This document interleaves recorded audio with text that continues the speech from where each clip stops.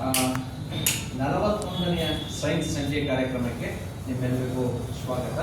ಪ್ರತಿ ತಿಂಗಳು 2ನೇ ಶನಿವಾರ ನಾವು ಸ್ವಲ್ಪ ಕಾಳಜಿ ವಹಿಸಿ ನಡೆಸ್ಕೊಳ್ತಾ ಇರುವಂತಹ ಸೈನ್ಸ್ ಸಂಜೆ ಕಾರ್ಯಕ್ರಮದಲ್ಲಿ ಇವತ್ತು ನಮ್ಮೊಟ್ಟಿಗೆ ಮಾತಾಡಬೇಕಿದ್ದಾರೆ ಡಾಕ್ಟರ್ ವಿನಾಯಕ್ ಪ್ರಸನ್ನ ಎನ್ ಹೆಗಡೆ. ಇವರು ಫಿಸಿಕ್ಸ್ನಲ್ಲಿ PhD ಮುಗಿಸಿ ಈಗ ಸದ್ಯಕ್ಕೆ ಮೈಸೂರಿನ ವಿದ್ಯಾವರ್ಧಕ ಕಾಲೇಜ್ ಆಫ್ ಇಂಜಿನಿಯರಿಂಗ್ನಲ್ಲಿ ಅಸಿಸ್ಟೆಂಟ್ ಪ್ರೊಫೆಸರ್ ಆಗಿ ಕೆಲಸ ಮಾಡ್ತಾ ಇದ್ದಾರೆ. ಅದರ ಜೊತೆಗೆ ನ್ಯಾನೋ ಟೆಕ್ನಾಲಜಿಯಲ್ಲಿ ಸಂಶೋಧನೆಯನ್ನು ಮಾಡ್ತಾ ಇದ್ದಾರೆ. ಸೊ ನ್ಯಾನೋ ಟೆಕ್ನಾಲಜಿ ಅಂತಂದರೆ ನಮಗೆಲ್ರಿಗೂ ಹಲವಾರು ವಿಷಯಗಳ ಬಗ್ಗೆ ಕುತೂಹಲ ಇರುತ್ತೆ. ಈ ನ್ಯಾನೋ ಟೆಕ್ನಾಲಜಿಯ ಇವತ್ತಿನ ಪರಿಸ್ಥಿತಿ ಏನು ಮತ್ತು ನಾಳೆ ಅದರ ಸಾಧ್ಯತೆಗಳೇನು ಅನ್ನೋದ್ರ ಬಗ್ಗೆ ನಮಗೆ ಇವತ್ತು ಅವರು ಕನ್ನಡದಲ್ಲಿ ಸ್ವಲ್ಪ ಮಟ್ಟಿಗೆ ಇಂಗ್ಲೀಷ್ನಲ್ಲಿ ಹೇಳ್ಕೊಡೋದಕ್ಕೆ ಬಂದಿದ್ದಾರೆ. ಶ್ರೀ ವಿನಾಯಕ್ ಪ್ರಸನ್ನ ಹೆಗಡೆ ಅವರಿಗೆ ಸ್ವಾಗತ. ಈಗ ಈ ವೇದಿಕೆ ನಿಮಗೆ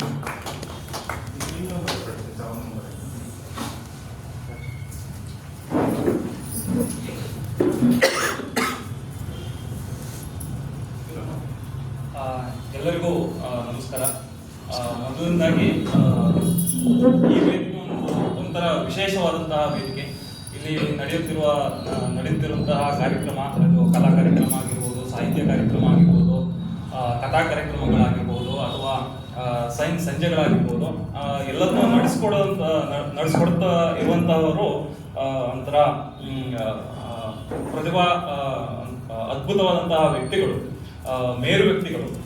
ಅಂತಹ ಮೇರು ಪರ್ವತಗಳ ನಿಂತಹ ಜಾಗದಲ್ಲಿ ಒಂದು ಕುರ್ಚಲ್ ಗಿಡ ಅಂತ ನಿಲ್ಲಿಸಿರುವಂತಹ ಶರ್ಮಾರವರಿಗೆ ಮತ್ತೆ ನನ್ನನ್ನು ಪರಿಚಯಿಸಿದಂತಹ ಡೊಂಗ್ರೆ ಸರ್ ಅವರಿಗೆ ನಾನು ಪ್ರಥಮವಾಗಿ ನಮಸ್ಕಾರ ಹೇಳ್ತೀನಿ. ಮತ್ತೆ ನನ್ನ ಮಾತನ್ನು ಕೇಳಲಿಕ್ಕೆ ಬಂದಿರುವಂತಹ ನಿಮಗೂ ಕೂಡ ನನ್ನ ನಮಸ್ಕಾರಗಳು. ಒಂದು ಡಿಸ್ಕ್ಲೇಮರ್ ಜೊತೆ ನಾನು ಮಾತನ್ನ ಸ್ಟಾರ್ಟ್ ಮಾಡ್ತೀನಿ. ನಾವು ಯೂಶಲಿ ನಿತ್ಯ ಕನ್ನಡಿಗರಿಂದಾಗಿ ನವೆಂಬರ್ ಕನ್ನಡಿಗರಾಗಿ ಬದಲಾಗ್ತಾ ಇದ್ದೀವಿ. ಅದಕ್ಕೆ ಒಂದು ಉದಾಹರಣೆ ನಾನು ಇವತ್ತು ಹಾಕಬಹುದು. ಯಾಕೆಂದ್ರೆ ಮೋಸ್ಟ್ಲಿ ಫಸ್ಟ್ ಸ್ಲೈಡಲ್ಲಿ ಅಷ್ಟೇ ಅನ್ಸುತ್ತೆ ನಮ್ದು ಸಂಪೂರ್ಣ ಕನ್ನಡ, ಉಳಿದಿದ್ದೆಲ್ಲದರಲ್ಲೂ ಸ್ವಲ್ಪ ಕಡಿಮೆ ಕನ್ನಡ ಇರಬಹುದು. ನನ್ನ ಮಾತಿನಲ್ಲೂ ಹಾಗೆ ಆಗತ್ತೆ. ಏನಕ್ಕೆ ಅಂದರೆ ಸೈನ್ಸನ್ನು ನಾವು ಯಾವಾಗ ಓದ್ಲಿಕ್ಕೆ ಸ್ಟಾರ್ಟ್ ಮಾಡಿದ್ವು ಕಂಪ್ಲೀಟ್ ಆಗಿ ಇಂಗ್ಲೀಷ್ಗೆ ಬಿದ್ದೋದ್ವಿ. ಸೊ ಹಾಗಾಗಿ ಒಂದು ಸ್ವಲ್ಪ ಇಂಗ್ಲೀಷ್ ಮಧ್ಯದಲ್ಲಿ ಸೇರಬಹುದು, ಹಾಗಾಗಿ ಅದಕ್ಕೊಂದು ಕ್ಷಮೆ ಇರಲಿ. ಸೊ ಇವತ್ತು ನಾವು ನ್ಯಾನೋ ಜಗತ್ತಿನಲ್ಲಿ ಒಂದು ಸ್ವಲ್ಪ ಓಡಾಡ್ಕೊಂಡು ಬರೋಣ. ನ್ಯಾನೋ ಅಂದರೆ ಏನು, ನ್ಯಾನೋ ಸೈನ್ಸ್ ಅಂದರೆ ಏನು, ನ್ಯಾನೋ ಮೆಟೀರಿಯಲ್ಸ್ ಅಂದರೆ ಏನು, ನ್ಯಾನೋ ಟೆಕ್ನಾಲಜಿ ಅಂದರೆ ಏನು. ಸೊ ಇದ್ರ ಬಗ್ಗೆ ಒಂದು ಸ್ವಲ್ಪ ತಿಳ್ಕೊಳ್ಳೋಣ. ಮತ್ತೆ ಅದನ್ನ ನನಗೆ ಎಷ್ಟು ತಿಳಿದಿದೆಯೋ ಅದನ್ನ ನಿಮಗೆ ತಿಳಿಸುವಂಥ ಸಣ್ಣ ಪ್ರಯತ್ನವನ್ನು ನಾನು ಮಾಡ್ತೇನೆ ಇದರಲ್ಲಿ. ಸೊ ನಮಗೆ ಈ ನ್ಯಾನೋ ಅಂದ ತಕ್ಷಣವೇ ಇದು ಯಾಕೆ ಬೇಕು ಹೇಳುವಂಥದ್ದು ಒಂದು, ಈಗ ಯಾವುದೋ ಒಂದು ವಿಷಯ ಆಗಿರ್ಬೋದು. ನನ್ನ ಮಕ್ಕಳಿಗೂ ನಾನು ಸ್ಟೂಡೆಂಟ್ಸ್ಗೆ ನಾನು ಇದನ್ನೇ ಹೇಳ್ತೀನಿ. ಯಾವುದೇ ಒಂದು ವಿಷಯವನ್ನು ನಾವು ಓದಬೇಕು ಅಂತಂದಾಗ ಅದು ಯಾಕೆ ಬೇಕು ಹೇಳುವಂಥದ್ದು ನಾವು ಫಸ್ಟ್ ಅರ್ಥ ಮಾಡಿಕೊಂಡ್ರೆ, ಸೊ ಅವಾಗ ನಮಗೆ ನಾವು ಏನಕ್ಕೆ ಓದ್ತಾ ಇದ್ದೀವಿ, ಯಾಕೆ ಓದಬೇಕು, ಆ ಓದೋದ್ರಿಂದ ನಮ್ಗೆ ಏನು ಸಿಗುತ್ತೆ ಹೇಳುವಂಥದ್ದು ಅಂದರೆ ನೀಟಾಗಿ ಅರ್ಥ ಆಗುತ್ತೆ ಹೇಳುವಂಥದ್ದು ನನ್ನ ಅಭಿಪ್ರಾಯ. ಹಾಗಾಗಿ ಇವತ್ತಿನ ಒಂದು ಮಾತುಕತೆ ಏನಾದರೂ ಯಾಕೆ ನಾವು ತಿಳ್ಕೊಳ್ಬೇಕು ನ್ಯಾನೋ ಬಗ್ಗೆ ಹೇಳುವಂಥದ್ದು ನಾವು ಫಸ್ಟ್ ಅರ್ಥ ಮಾಡ್ಕೊಳ್ಳೋಣ. ಸೊ ಈ ನ್ಯಾನೋ ಟೆಕ್ನಾಲಜಿ ಹೇಳುವಂಥದ್ದು ನಮಗೆ ಅರಿವಿಲ್ಲದೇನೋ, ನಮಗೆ ಗೊತ್ತಿಲ್ಲದೇನೋ ನಾವು ಹಲವಾರು ಈ ನ್ಯಾನೋ ಟೆಕ್ನಾಲಜಿಯ ಪ್ರಾಡಕ್ಟ್ಗಳನ್ನು ನಾವು ಉಪಯೋಗಿಸ್ತಾ ಇದ್ದೀವಿ. ನ್ಯಾನೋ ಸೈನ್ಸ್ ಇರ್ಬೋದು, ನಮ್ಮ ದೈನಂದಿನ ಜೀವನದಲ್ಲೇ ನ್ಯಾನೋ ಮೆಟೀರಿಯಲ್ಸ್ಗಳನ್ನು, ನ್ಯಾನೋ ಟೆಕ್ನಾಲಜಿಯ ಪ್ರಾಡಕ್ಟ್ಗಳನ್ನು ನಾವು ಹಲವಾರು ವಿಧಾನಗಳಲ್ಲಿ ನಾವು ಅದನ್ನ ಉಪಯೋಗಿಸ್ತಾ ಇದ್ದೀವಿ. ಇಷ್ಟೆಲ್ಲ ಉಪಯೋಗಿಸ್ತಾ ಇದ್ದ ಮೇಲೆ ಮತ್ತೊಂದು ಹೇಳಬೇಕು ಅಂತಂದ್ರೆ, ಈ ನ್ಯಾನೋ ಟೆಕ್ನಾಲಜಿ ಬಂದ ಮೇಲೆ ಯೂಶಲಿ ನಾವು ಹೇಳ್ತೀವಿ ಟೆಕ್ನಾಲಜಿ ಡೆವಲಪ್ಮೆಂಟ್ ಅಂತ ಹೇಳ್ತೀವಿ. ಈ ಟೆಕ್ನಾಲಜಿ ಡೆವಲಪ್ಮೆಂಟ್ಗಿಂತನೂ ನ್ಯಾನೋ ಟೆಕ್ನಾಲಜಿನ ರೆವಲ್ಯೂಷನ್ ಮಾಡಿ, ಬೆಳವಣಿಗೆ ಒಂದು, ಅದ್ರ ಜೊತೆಗೆ ಕ್ರಾಂತಿ ಮತ್ತೊಂದು. ಇದು ನ್ಯಾನೋ ಟೆಕ್ನಾಲಜಿ ಒಂದು ಟೆಕ್ನಾಲಜಿಯ ಒಂದು ಕ್ರಾಂತಿಯಾಗಿ ಬದಲಾಗಿದೆ. ಸೊ ಹಾಗಾಗಿ ಅದನ್ನು ತಿಳ್ಕೊಳ್ಳುವಂಥದ್ದು ಅನಿವಾರ್ಯವೂ ಹೌದು, ಅದ್ರ ಜೊತೆಗೆ ಒಂದು ಸ್ವಲ್ಪ ಇಂಟ್ರೆಸ್ಟಿಂಗ್ ಕೂಡ ಹೌದು. ಸೊ ಹಾಗಾಗಿ ನಾವು ಇದನ್ನ ತಿಳ್ಕೊಳ್ಳುವಂಥದ್ದು ಅನಿವಾರ್ಯತೆ ಇದೆ. ಮತ್ತೆ ಈ ನಮ್ಮ ದೈನಂದಿನ ಜೀವನ ಅಂತ ಅಂದೆ ನಾನು. ದೈನಂದಿನ ಜೀವನದಲ್ಲಿ ನಾವು ತಗೊಳ್ಳುವ ಆಹಾರ ಇರ್ಬೋದು, ನಾವು ತಗೊಳ್ಳುವ ಔಷಧಿಗಳು ಇರ್ಬೋದು, ನಾವು ಉಪಯೋಗಿಸ್ತಿರುವಂತಹ ಎಲೆಕ್ಟ್ರಾನಿಕ್ ಸಾಮಗ್ರಿಗಳು ಇರ್ಬೋದು, ಇವೆಲ್ಲದರಲ್ಲೂ ಈ ನ್ಯಾನೋ ಟೆಕ್ನಾಲಜಿ ಇರ್ಬೋದು, ಅದ್ರ ಜೊತೆಗೆ ನ್ಯಾನೋ ಮೆಟೀರಿಯಲ್ಸ್ ಸಹಿತ ನಾವು ಉಪಯೋಗಿಸ್ತಾ ಇದ್ದೀವಿ. ಹಾಗಾಗಿ ಅನಿವಾರ್ಯ ನಾವು ತಿಳ್ಕೊಳ್ಳುವಂಥದ್ದು. ಸೊ ಹಾಗಾದ್ರೆ ಈ ನ್ಯಾನೋ ಟೆಕ್ನಾಲಜಿ ಎಲ್ಲಿಂದ ಸ್ಟಾರ್ಟ್ ಆಯ್ತು, ಹೇಗೆ ಸ್ಟಾರ್ಟ್ ಆಯ್ತು? ನಾನು ನ್ಯಾನೋ ಟೆಕ್ನಾಲಜಿ ಅಂತ ಕರೆಯಲ್ಲ, ಮಾಡರ್ನ್ ನ್ಯಾನೋ ಟೆಕ್ನಾಲಜಿ ಅಂತ ಬಿಟ್ಟು ಕರೀತೀನಿ. ಸೊ ಈ ಮಾಡರ್ನ್ ನ್ಯಾನೋ ಟೆಕ್ನಾಲಜಿ ಎಲ್ಲಿಂದ ಶುರುವಾಯಿತು? ಇದಕ್ಕೆ ಶುರು ಮಾಡಿದಂತಹ ವ್ಯಕ್ತಿ ಅದಕ್ಕಿಂತ ಮುಂಚೆ ಈ ನ್ಯಾನೋ ಅಂದ್ರೆ ಏನು ಅಂತ ಹೇಳೋದನ್ನ ಸ್ವಲ್ಪ ಅರ್ಥ ಮಾಡ್ಕೊಳ್ಳೋಣ. ನಾನು ನಮ್ಮ ಪ್ರಥಮ ಸ್ಲೈಡ್ ನಲ್ಲಿ ಒಂದು ವರ್ಡ್ ಅನ್ನು ಯೂಸ್ ಮಾಡಿದ್ದೀನಿ, ಸಣ್ಣ ಅಂತ. ಯಾರಾದ್ರೂ ಈ ಸಣ್ಣ ಹೇಳುವಂಥದ್ದನ್ನ ಅದರದ್ದು ಮೀನಿಂಗ್ ಅನ್ನು ಹೇಳಲಿಕ್ಕೆ ಸಾಧ್ಯ ಇದೆಯಾ? Micro. Okay, very good. It's cannot be divided ಇಲ್ಲಿ. It's cannot be divided further. Okay, ಚಿಕ್ಕದಾದ. ಓಕೆ, ಇನ್ಯಾವುದು? cannot be visible to naked eye. Okay, ಸೂಕ್ಷ್ಮವಾದ. ಸಣ್ಣ ಕಣ. ಇವೆಲ್ಲದೂ ಪರ್ಯಾಯ ಶಬ್ದಗಳಲ್ವಾ? ಆಯ್ತು. ಹಾಗಾದ್ರೆ ಎತ್ತರ ಹೇಳುವಂಥದ್ದನ್ನು ಅದಕ್ಕೆ ಮೀನಿಂಗ್ ಅನ್ನು ಕೊಡ್ಬೋದಾ, ಡೆಫಿನೇಷನ್ ಕೊಡ್ಬೋದಾ? ಅಗಲವಾದದ್ದು, ಗಿಡ್ಡದ್ದು, ಎಲ್ಲದಕ್ಕೂ ಇವೆಲ್ಲದೂ ಈ ವರ್ಡ್ಗಳನ್ನ ಅಥವಾ ಈ ಶಬ್ದಗಳನ್ನ ಡೆಫಿನೇಷನ್ ಕೊಡ್ಲಿಕ್ಕೆ ಸಾಧ್ಯವೇ ಇಲ್ಲ. ಯಾವುದಕ್ಕೂ ಡೆಫಿನೇಷನ್ ಇಲ್ಲ. ಯಾಕೆ ಅಂತಂದ್ರೆ ಇದು ಯಾವುದು ಅಬ್ಸಲ್ಯೂಟ್ ಟರ್ಮ್ಸ್ಗಳಲ್ಲ, ಇವೆಲ್ಲದೂ ರಿಲೇಟಿವ್ ಟರ್ಮ್ಸ್. ಒಂದು ಚಿಕ್ಕದಿದ್ರೆ ಅದನ್ನ ಚಿಕ್ಕದು ಅಂತ ಕರಿಬೇಕು ಅಂತಂದ್ರೆ ಇನ್ನೊಂದು ದೊಡ್ಡದು ಇರಬೇಕು. ಅವಾಗ ಮಾತ್ರ ಒಂದು ಗಿಡ್ಡದು ಅಂತ ಹೇಳಬೇಕು ಅಂತಂದ್ರೆ ಇನ್ನೊಂದು ದೊಡ್ಡದು ಇರಬೇಕು. ಸೊ ಹಾಗಾಗಿ ಅಥವಾ ಎತ್ತರದ್ದು ಇರಬೇಕು. ಒಂದು ಅಗಲತ್ತು ಅಂತ ಹೇಳ್ಬೇಕಾದ್ರೆ ಇದಕ್ಕಿಂತ ಇಷ್ಟು ಒಂದು ಸೈಜ್ ಅಂತ ಹೇಳ್ಬೇಕಾದ್ರೆ ಅಥವಾ ಇನ್ನೊಂದು ದೊಡ್ಡದಿದ್ದಾಗ ಮಾತ್ರ ಅದು ಅಗಲದ್ದು ಅಥವಾ ಚಿಕ್ಕದ್ದು ಅಂತ ಹೇಳ್ಬೋದು. ಹಾಗಾಗಿ ಇವೆಲ್ಲದ ರಿಲೇಟಿವ್ ಟರ್ಮ್ಸ್ ಆಗಿದ್ರಿಂದಾಗಿ ನ್ಯಾನೋ ಅಂತ ಹೇಳುವಂಥದ್ದನ್ನ ಅರ್ಥ ಮಾಡ್ಕೊಳ್ಬೇಕಾದ್ರೆ ಅದಕ್ಕೆ ರಿಲೇಟಿವ್ ಆಗಿ ಇನ್ನೊಂದಷ್ಟು ವಸ್ತುಗಳನ್ನು ನಾವು ನೋಡೋಣ. ಈ ಜಗತ್ತಿನಲ್ಲಿ ದೊಡ್ಡದು ಯಾವುದಪ್ಪ? ಯೂನಿವರ್ಸ್ ಅಲ್ವಾ? ಸೊ ಅಲ್ಲಿಂದ ನಾನು ತಗೊಳ್ತೀನಿ. ಅದನ್ನು ನಾನು ಮೆಗಾ ಅಂತ ಬಿಟ್ಟು ಕರ್ಕೊಂಡಿದ್ದೀನಿ. ನಾನು ಕರೆದಿರೋದು ಮೆಗಾ ಅಂತ ಕರಲೇಬೇಕು ಅಂತಿಲ್ಲ, ನಾನು ಕರ್ಕೊಂಡಿರೋದು ಯಾಕೆ ಅಂತಂದ್ರೆ ಕಂಪ್ಯಾರಿಸನ್ ಪರ್ಪಸ್ಗೆ. ಸೊ ಮೆಗಾನ ನಾನು ಯೂನಿವರ್ಸ್ ಅತಿಯಾದ ಅದಕ್ಕಿಂತ ದೊಡ್ಡದು ಯಾವುದೂ ಇಲ್ಲ, ಹಾಗಾಗಿ ಯೂನಿವರ್ಸ್ ನಾನು ಮೆಗಾ ಅಂತ ಕರ್ಕೊಳ್ತೀನಿ. ಇನ್ನು ಅದಕ್ಕಿಂತ ಸ್ವಲ್ಪ ಚಿಕ್ಕದು ಅಂತಂದ್ರೆ ನಾವೇ, ಅಥವಾ ಮೆಗಾ ಅಂದ್ರೆ ಮೆಗಾದಲ್ಲಿ ಯೂನಿವರ್ಸ್ ಇರ್ಬೋದು, ಪ್ಲಾನೆಟ್ ಇರ್ಬೋದು, ಸ್ಟಾರ್ ಇರ್ಬೋದು, ಅದನ್ನೆಲ್ಲದೂ ನಾನು ಮೆಗಾ ಗುಚ್ಛದಲ್ಲಿ ಸೇರಿಸಿದ್ರೆ ಅದನ್ನು ಉಳಿದಿದ್ದಕ್ಕಿಂತ ಸ್ವಲ್ಪ ಸಣ್ಣದು ನಾವು, ಅಂದ್ರೆ ನಮ್ಮ ಸೈಜ್ನಲ್ಲಿ ಬರುವಂಥದ್ದು. ಅದಕ್ಕಿಂತ ನಾವು ಸ್ವಲ್ಪ ಕೆಳಗಿನ ಸ್ಕೇಲಿಗೆ ಹೋದಾಗ ಮೈಕ್ರೋ ಅಂತ ಕರ್ಕೊಳ್ಬೋದು. ಮೈಕ್ರೋ ಸ್ಕೇಲು ಅದಕ್ಕಿಂತ ನಮ್ಮ ಸ್ಕೇಲ್ಗಿಂತ ಚಿಕ್ಕದು. ಈ ಒಂದು ಸೂಕ್ಷ್ಮಾಣುಜೀವಿಗಳು ಕೂಡ ಇರಬಹುದು. ಅದಕ್ಕಿಂತನೂ ಸಣ್ಣದು ಜ್ಞಾನ. ಇದ್ರ ಇನ್ನೂ ಚೆನ್ನಾಗಿ ಅರ್ಥ ಮಾಡ್ಕೊಳ್ಬೇಕು ಅಂತಂದ್ರೆ ನಾವು ಮೀಟರ್ನ ತುಂಬಾ ಚೆನ್ನಾಗಿ ಉಪಯೋಗಿಸ್ತೀವಿ. ಸೊ 1 ಮೀಟರ್ ಅಥವಾ 10 ಮೀಟರ್, 1 ಕಿಲೋಮೀಟರ್, ಈ ತರ ನಾವು ಸ್ಕೇಲ್ಗಳನ್ನ ಬಳಸ್ಕೊಳ್ತೀವಿ. 1 ಮೀಟರ್ನ ತೆಗೆದುಕೊಂಡು ಅದನ್ನ ನಾನು 100 ಭಾಗ ಮಾಡ್ತೇನೆ. ಆ 100 ಭಾಗದಲ್ಲಿ 1 ಭಾಗವನ್ನು ತಗೊಳ್ತೀವಿ. ಅವಾಗ ಏನಾಗುತ್ತೆ, ಅದು 1 ಸೆಂಟಿಮೀಟರ್ ಆಗುತ್ತೆ. ಆ 1 ಸೆಂಟಿಮೀಟರ್ ಅಲ್ಲಿ ಮತ್ತೆ 10 ಭಾಗವನ್ನು ಮಾಡ್ತೇನೆ. ಆ 10 ಭಾಗದಲ್ಲಿ 1 ಭಾಗವನ್ನು ತಗೊಳ್ಕೊಳ್ತೇನೆ, ಅದು ಮಿಲಿಮೀಟರ್ ಆಯ್ತು. ಆ 1 ಭಾಗದಲ್ಲಿ ಅಂದ್ರೆ 1 ಮಿಲಿಮೀಟರ್ ನಲ್ಲಿ ನಾನು 1000 ಭಾಗಗಳನ್ನು ಮಾಡ್ತೇನೆ. ಆ 1000 ಭಾಗಗಳಲ್ಲಿ 1 ಭಾಗವನ್ನು ತಗೊಂಡ್ರೆ ಅದು ಮೈಕ್ರೋಮೀಟರ್ ಆಯ್ತು. ಆ 1 ಭಾಗದಲ್ಲಿ ಅಂದ್ರೆ 1 ಮೈಕ್ರೋಮೀಟರ್ ಅಲ್ಲಿ ಮತ್ತೆ 1000 ಭಾಗಗಳನ್ನು ಮಾಡ್ತೇನೆ. ಸೊ ಅಲ್ಲಿ 1 ನ್ಯಾನೋಮೀಟರ್ ಬರುತ್ತೆ. ಸೊ ಅಂದ್ರೆ ನಿಮ್ಗೆ ಈಗ ಒಂದು ಸ್ಥೂಲ ಪರಿಚಯ ಸಿಕ್ಕಿದೆ ಅಂತ ಅಂದ್ಕೊಳ್ತೀನಿ. ಏನು 1 ನ್ಯಾನೋಮೀಟರ್ ಅಂದ್ರೆ ಎಷ್ಟು ಸಣ್ಣದು ಇರಬಹುದು. ನಾವು 1 ಮೀಟರ್ಗೆ ಹೋಲಿಸ್ಕೊಂಡ್ರೆ ಎಷ್ಟು 1 ನ್ಯಾನೋಮೀಟರ್ ಎಷ್ಟು ಸಣ್ಣದು. ಆ ಸ್ಕೇಲ್ ನಲ್ಲಿ, ಆ ಸೈಜ್ ನಲ್ಲಿ ಇರುವಂತಹ ಮೆಟೀರಿಯಲ್ಗಳನ್ನ ನಾವು ನ್ಯಾನೋ ಮೆಟೀರಿಯಲ್ ಅಂತ ಕರಿತೀವಿ.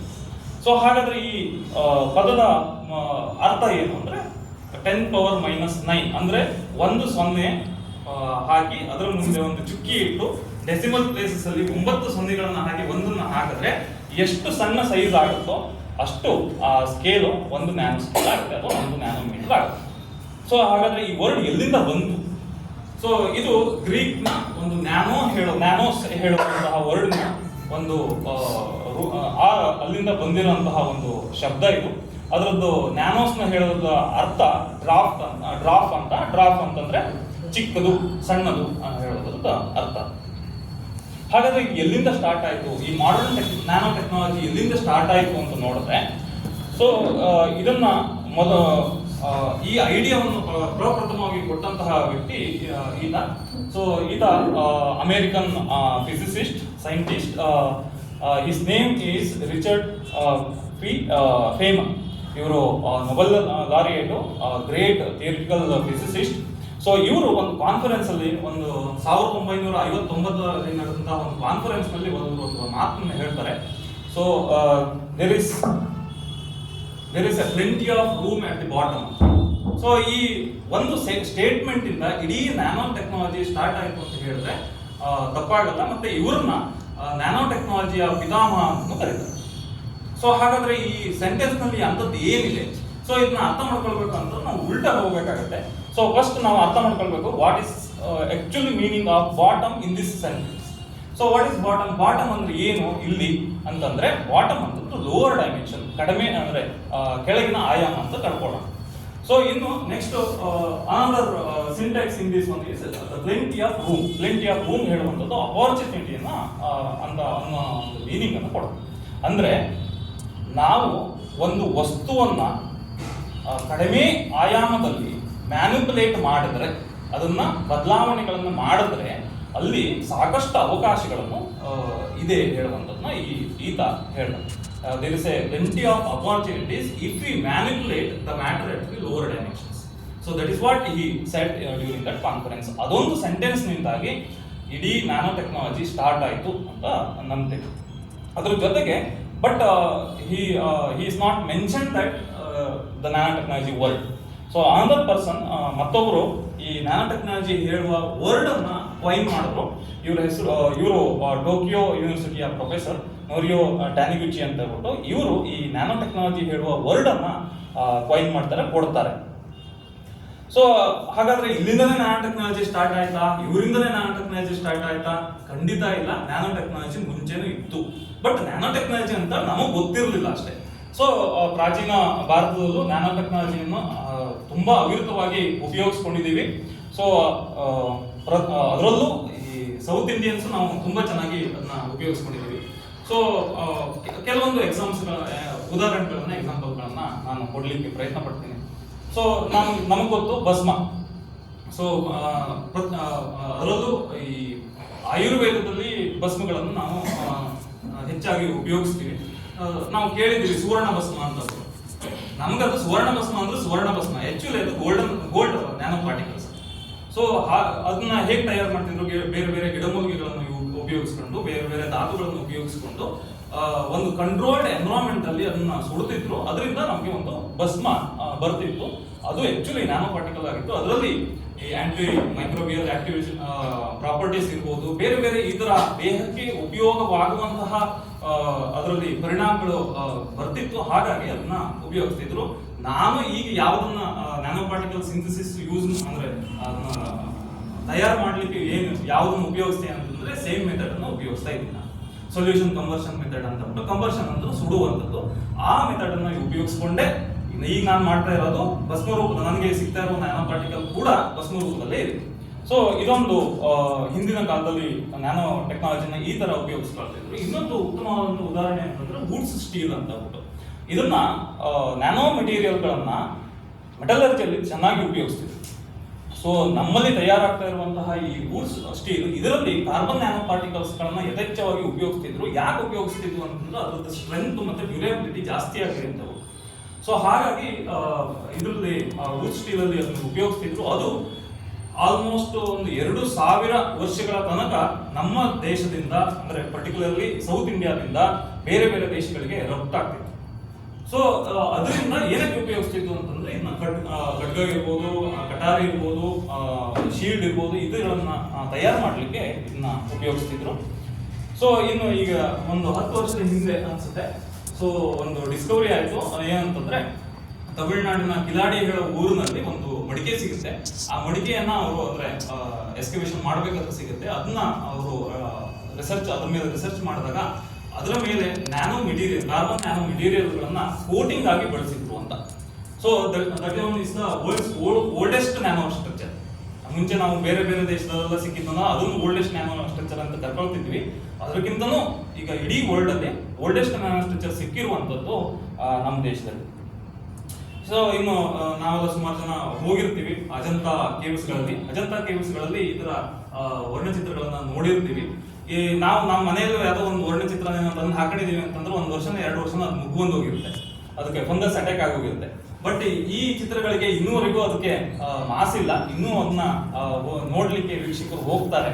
ಅದು ಯಾಕೆ ಅಂತಂದ್ರೆ ಅದನ್ನು ಮಾಡ್ಲಿಕ್ಕೆ ಉಪಯೋಗಿಸಿರುವಂಥದ್ದು ನ್ಯಾನೋ ಪಾರ್ಟಿಕಲ್ಸ್.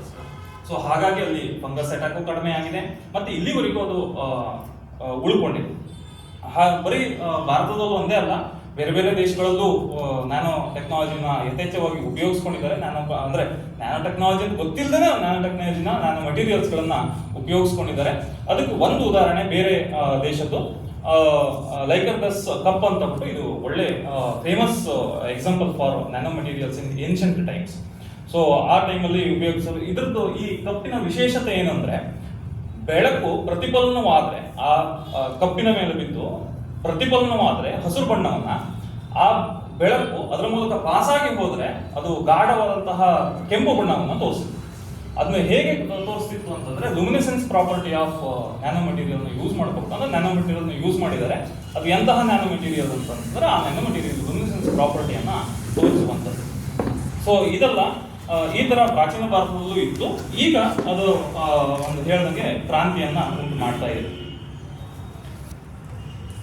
ಸೊ ಈಗ ನಾವು ನ್ಯಾನೋ ಅಂದ್ರೆ ಏನು ಅಂತ ಅರ್ಥ ಮಾಡ್ಕೊಂಡ್ವಿ, ನ್ಯಾನೋ ಪಾರ್ಟಿಕಲ್ ಅಂದ್ರೆ ಏನು ಅಂತ ಅರ್ಥ ಮಾಡ್ಕೊಂಡ್ವಿ, ಅಥವಾ ನ್ಯಾನೋ ಮೆಟೀರಿಯಲ್ ಅಂದ್ರೆ ಏನು ಅಂತ ಅರ್ಥ ಮಾಡ್ಕೊಂಡ್ವಿ. ಅದರಲ್ಲಿ ಹಲವಾರು ವಿಧಗಳಿವೆ. ಸೊ ಅದ್ರ ಬಗ್ಗೆ ಒಂದು ಸ್ವಲ್ಪ ತಿಳ್ಕೊಳ್ಳೋಣ.